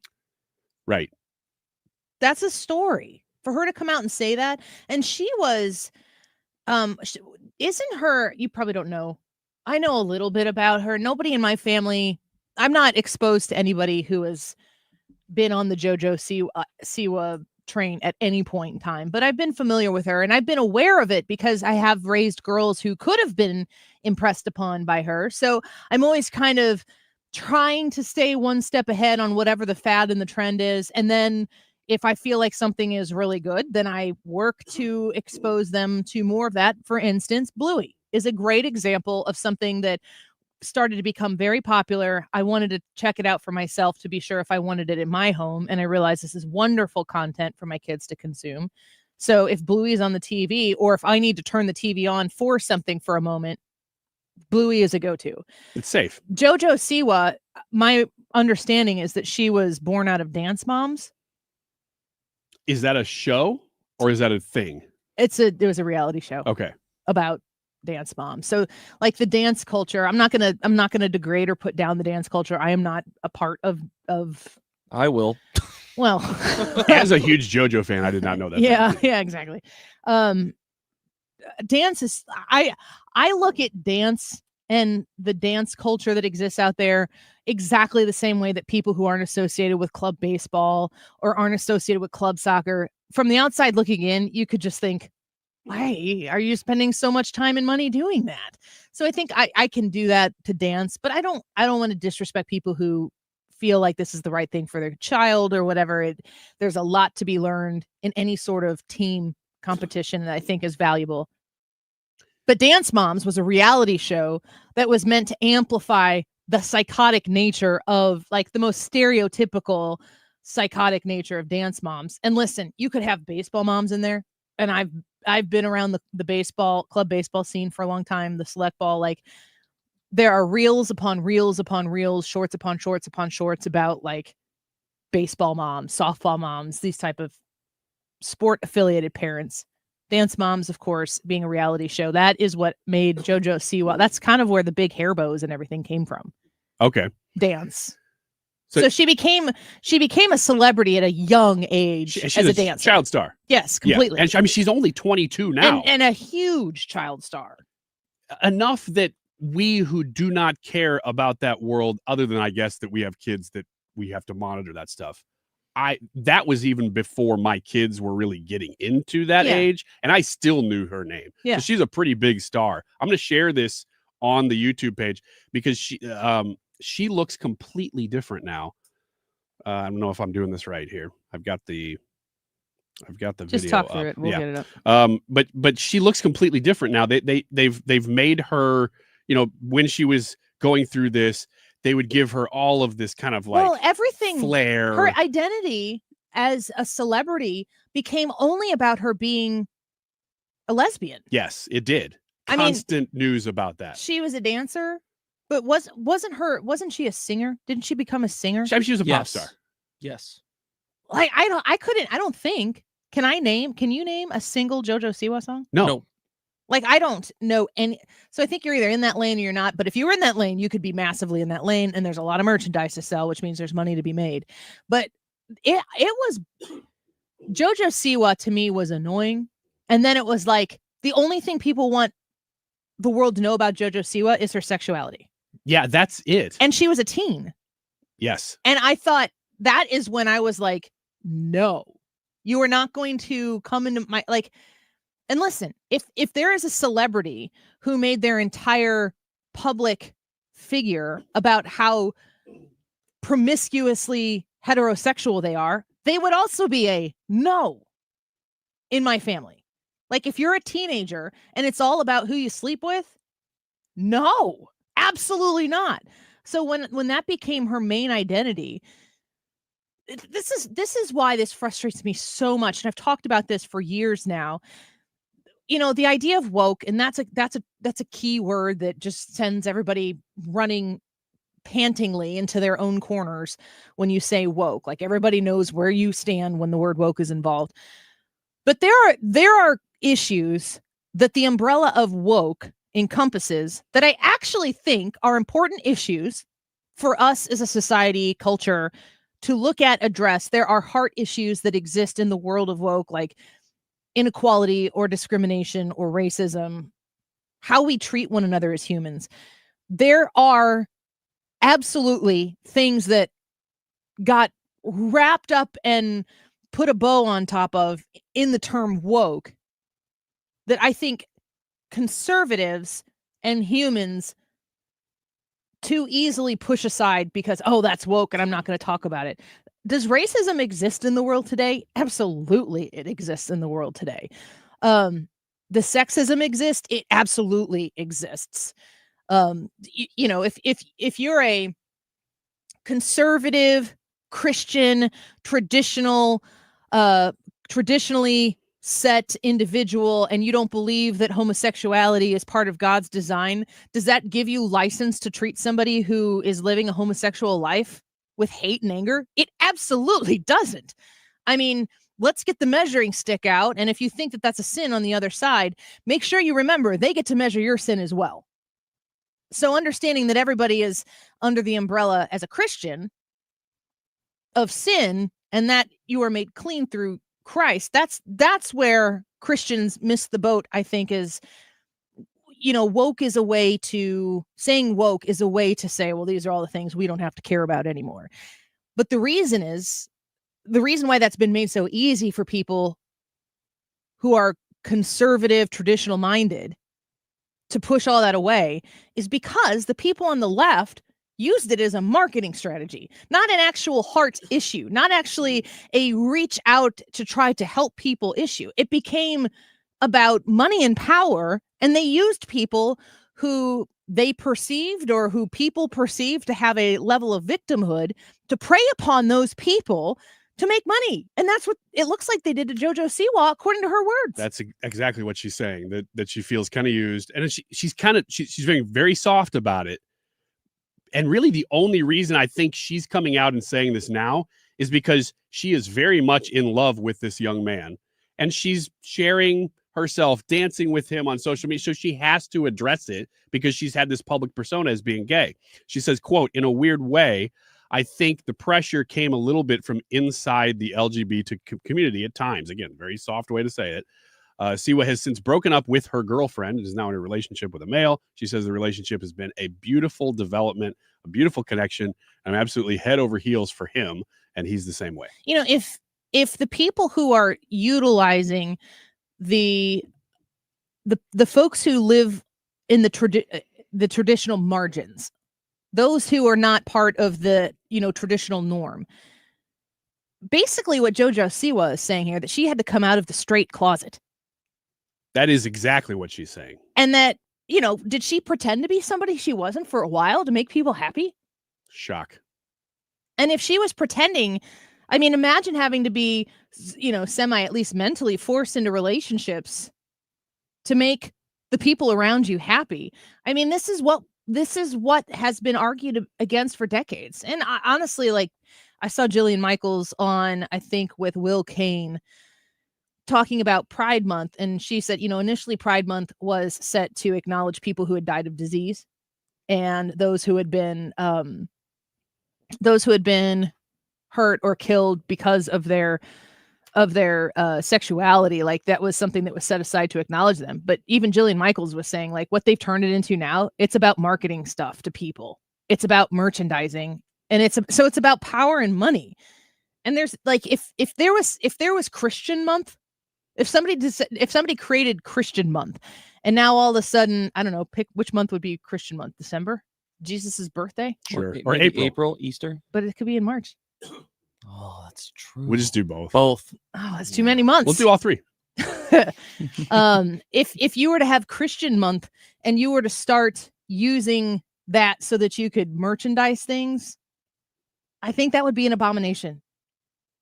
If the idea was to push power over people or to extract funds from people because of a cause that was really a worthy cause, but the end goal was just power and money, that would be an unworthy cause, especially if it were a religiously based one. And Jillian Michaels was making that same criticism, like, okay, now we have Pride Month, but what Pride Month is right now is just a way to market people, essentially your virtue, so people shop with you, which is why you put the rainbow on your products, like on your logo, on your business, which way less people are doing now than they did before. Did you see Clayton Kershaw's hat? Yes. That's real, right? Yes. He really did that, right? Mm-hmm. Clayton Kershaw was wearing the LA Dodgers Pride hat. It says the LA, and it had it in rainbow, and he wrote Genesis 20 or Genesis 19, whatever the Bible verse is about how God says he'll set his bow upon his people and promise to, you know, never flood the earth again. Bold move for Clayton Kershaw to take that step. And I saw that, and it was just written in Sharpie on the hat. And I was thinking, gosh, that's something that would be really easy to AI and put on Clayton Kershaw, who is an outspoken Christian who has talked about these things before. And I was like, gosh, I didn't want to go to air with it because I can't be 100% sure about much anything anymore. But we have people who take advantage of everything to try to push some sort of marketing, money-making angle. And JoJo Siwa, who is a child, who her entire life, honestly, it seems like she's been pushed out in front of people so she could push fame and fortune. I think it's a big deal for her to say this. And I'm no JoJo Siwa fan. I don't know a whole lot about her. But this is a pretty big deal because she had a public persona. All of her money, all of this industry around her was that. Yeah. And she's saying, nope, that wasn't right. At least it's not me now. I don't know how far she's going to say anything other than she said some very aggressively. My recollection is hateful things about the anti-LGBT. I mean, it was a huge part of her message, to the point like where it penetrated my life. And I was like, we're just going to not do that, kids. In my family, where I have jurisdiction, my husband and I agree. All right, the YouTube live chat poll. Is President Trump humble? Yes or no? Your prediction for the results was 55% yes. Your prediction was 60% yes. And I said 70% yes. Folks, get on the vote. This is going to be quite an interesting set of results next. You need to vote as well. Is President Trump humble? Yes or no? YouTube.com/@AndyFryShow. We'll be back in just a minute.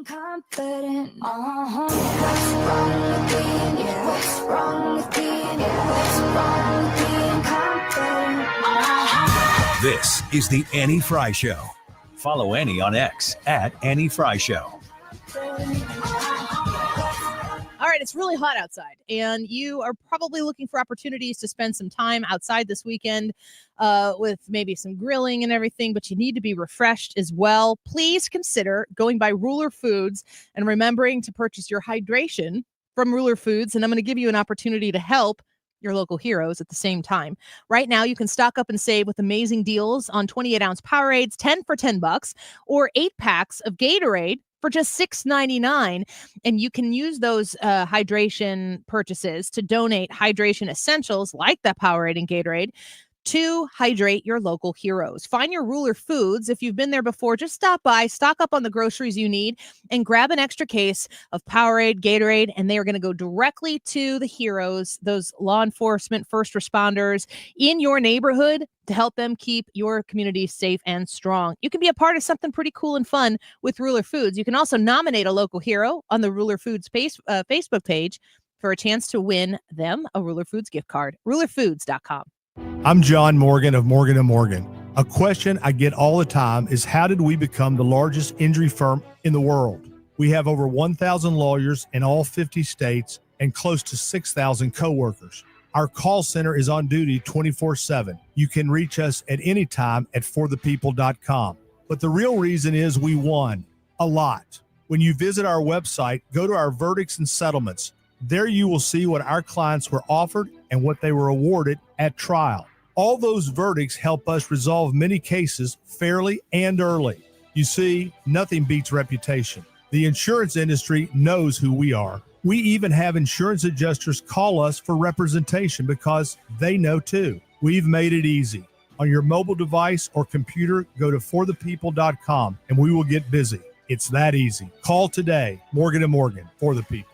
Injured? Dial Pound Law or visit forthepeople.com for an office near you. Hi, I'm Bob Kershaw with Retirement Advisory Group. Are you worried about market volatility? Are you concerned your money won't last you through retirement? Hi, I'm Tammy Kershaw, and as a family-owned business, we are committed to protecting your retirement, whether you're nearing retirement or already retired. We have a lot of folks that aren't aware of all the new investment choices that are available, which give you growth and protection from losses at the same time. Are you aware of all the fees that you are currently paying? We can show you how to avoid those fees. So come in now for your free retirement review and get a second opinion on your retirement plan. And just for coming in, you'll get a copy of our latest edition book, Your Key to a Worry-Free Retirement. Let us show you how to retire with confidence. We are proud to say we haven't lost a penny of our clients' money in 39 years, and we won't lose a penny of yours either. Let our family help your family. Call us now at 314-993-9494 or go online to retirementkey.com. That's retirementkey.com. Today's YouTube live chat poll is President Trump humble? Yes or no?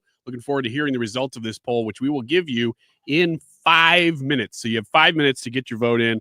I understand it's pretty close. We've all kind of made our guesses and given our answers. We want to hear from you. YouTube live chat poll is President Trump humble? It is 2:50. This time check is sponsored by Jerry Kelly Heating and Air Conditioning. It's time for a $98 AC tune-up. JerryKelly.com.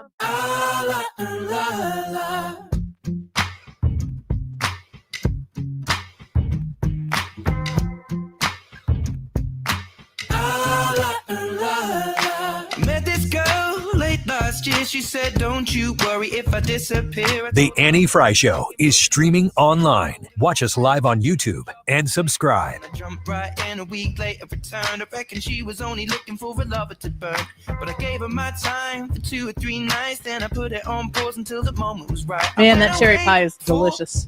It hits. I never had cherry pie before. First time. I need some vanilla ice cream with it. Ooh, that would balance. Because Mr. Brawford, who is in here, he's the principal at Holy Cross Lutheran School in Collinsville, a wonderful school. You can Google Holy Cross Lutheran Collinsville and check it out and take a tour or something. Make sure you mention my name when you go. But the cherries in this pie that he made for us, he played X's and O's at the 2 o'clock hour. The cherries are from a cherry tree at the school. Mm-hmm. So these are like RFK Jr. approved cherries. Yeah, they are. I don't think that the government has gotten their hands on them yet. You know what this would hit really well with? Ethan just saluted the pie. A nice surf and turf and a port. What are you talking about? Really make a full meal.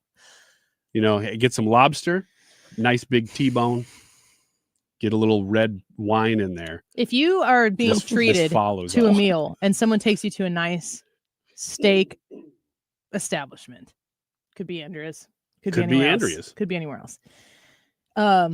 If somebody else is buying, maybe acknowledging, thanking you for something, celebrating something that you were involved in, and they're buying, are you looking at the cost when you make your choice? Yes. Are you trying to buy the most expensive thing? Yes. Are you serious? No, I'm just kidding. I would not do that. That's why I've never taken you out to dinner to celebrate anything. No, I promise you, if you did, I would be getting just like half a chicken breast and some asparagus. So that's not true. But I do look at the cost because I feel bad. I don't want to get. I also feel bad getting the cheapest thing on the menu because then they know that's why you got it. So it's like you got to fall in that middle category somewhere. You don't want to get the most expensive thing, but you don't want to get just the. I think the just trick salad. is to try to find out what they or other people at the table are going to get first. Or find out what they make. I was like thinking you meant like the chefs. I thought you meant the food. That No, they find make. out how much your friend makes. Yeah, I mean, like it's fine. You can afford it. Yeah. Ethan, how are you if you're being treated to something, and not like a family member or something like that, some sort of professional.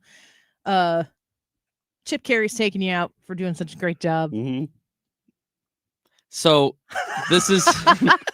I think I might have thrown a wrinkle in there that made this more complicated. I had an answer, but now it's Chip Carey. Well, here's the thing. Chip Carey will force me to get something not cheap, probably. He would probably be like, that's the type of guy. No, Chip. eat something, get something bigger, Get something you something want. more. Yeah. It's like, eat it. Eat the food. That's So what he'd Chip be like. Carey's a pusher. Yeah. He's kind of like dad, you know? He's like, get something, eat. No, eat, like kid. I'm gonna take care like of a you. cool uncle, not Yeah, dad. yeah. Big That's brother. Good. Yeah, good way to put it. Uncle Chip. That tracks. Go call him When Uncle we were in, Chip next time I see real him. quick, when we were in Hawaii, we have a 2-year-old, my 2-year-old niece. For whatever reason, I mean, I'm not saying that there's not a good reason, but she took a liking to Jared. Okay. Sorry, Jared.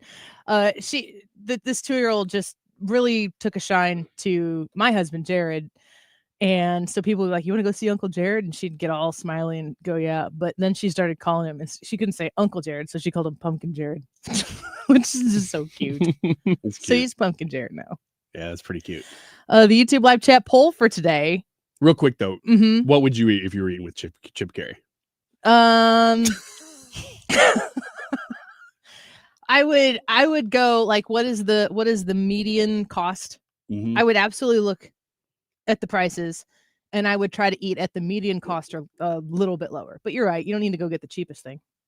For me, I look at something that says market price and I just say, give me 2 So again, why I've never taken you out to celebrate anything with him. or I've had you over to celebrate things many times or to work, and I've provided you many chicken wings Many chicken wings and fries. and fries. Very good seasoned fries that you get. Is President Trump humble? Yes or no? You are, Ryan? I'm a no. You're a no. Ethan? Ethan? I'm also a no. Multitasking Thanks for over here, showing up. not doing it well. I'm a yes. I think he is humble. I don't think it's right to say that he is not humble. So my default is to say that he is. I think he is a humble man. I don't think he's always humble in presence. I'm not going to convince people who think differently to change their mind. Russell said, I voted no. However, there are multiple extensions of humble, which I think he does have some of those, but still voted no since there were only 2 options. And Ron said, I voted for Trump. I love Trump. I still voted no. Humble is not his most common mode. LOL. Is President Trump humble? Yes or no? Ethan, you got the results? 228 votes, 48% say yes, 52% say no. So close. Wow. Keep it here. Mark Reardon Show next. Hey, it's Tom Ackerman. Where do you go for your annual eye health examination? Ophthalmology Associates, of course. Doctors Greg Birdie and Ranjan Malhotra. Dr. Robert Bersani, he's the one I saw. Or Dr. Andrew Royer. They are available to you and are there to take care of all your vision needs at Ophthalmology Associates. They're on Manchester Road, a half mile west of 270. Your vision is their business at Ophthalmology Associates. In fact, many of their patients are doctors themselves. That's why they call themselves the doctors, Ophthalmology Associates. Are your eyes itchy and scratchy? It could be more than just allergies. They're the leaders in dry eye diagnosis and treatment. They're the leaders in LASIK and discussing those procedures. And if you're having difficulty reading or driving at night, you have glare from oncoming headlights, could be early signs of cataracts, and they can talk to you about multifocal lens implants. Ophthalmology Associates, youridoc.com. Mizzou football is here to stay. After an undefeated home season and a second straight 10-win year, the Tigers are looking for more in 2025. Eli and the boys have done it again. With a top 10 transfer portal class and a strong home schedule highlighted by Kansas, Alabama, South Carolina, and Texas A&M, you don't want to miss out. Get your spot in line by joining the season ticket wait list at mutigers.com/FB waitlist. MIZ. To have a roof over your head, a nice roof over your head, is very important. That's Rick talking about his experience with Rhino Shield ceramic coating. We got Rhino Shield 18 years ago, and they're very cooperative on getting us the right paint. They were in and out and done in no time. Once it was finished, looked great. We were very happy with it. The main reason Rick called Rhino Shield is because it's backed by a 25-year transferable warranty. We've watched a lot of people get their house painted 3 or 4 times, and we haven't had to do any of it. I don't know about you guys, but I don't want to have to paint it every 5-7 years. Take a tip from Rick and put down the paintbrush and call Rhino Shield for your free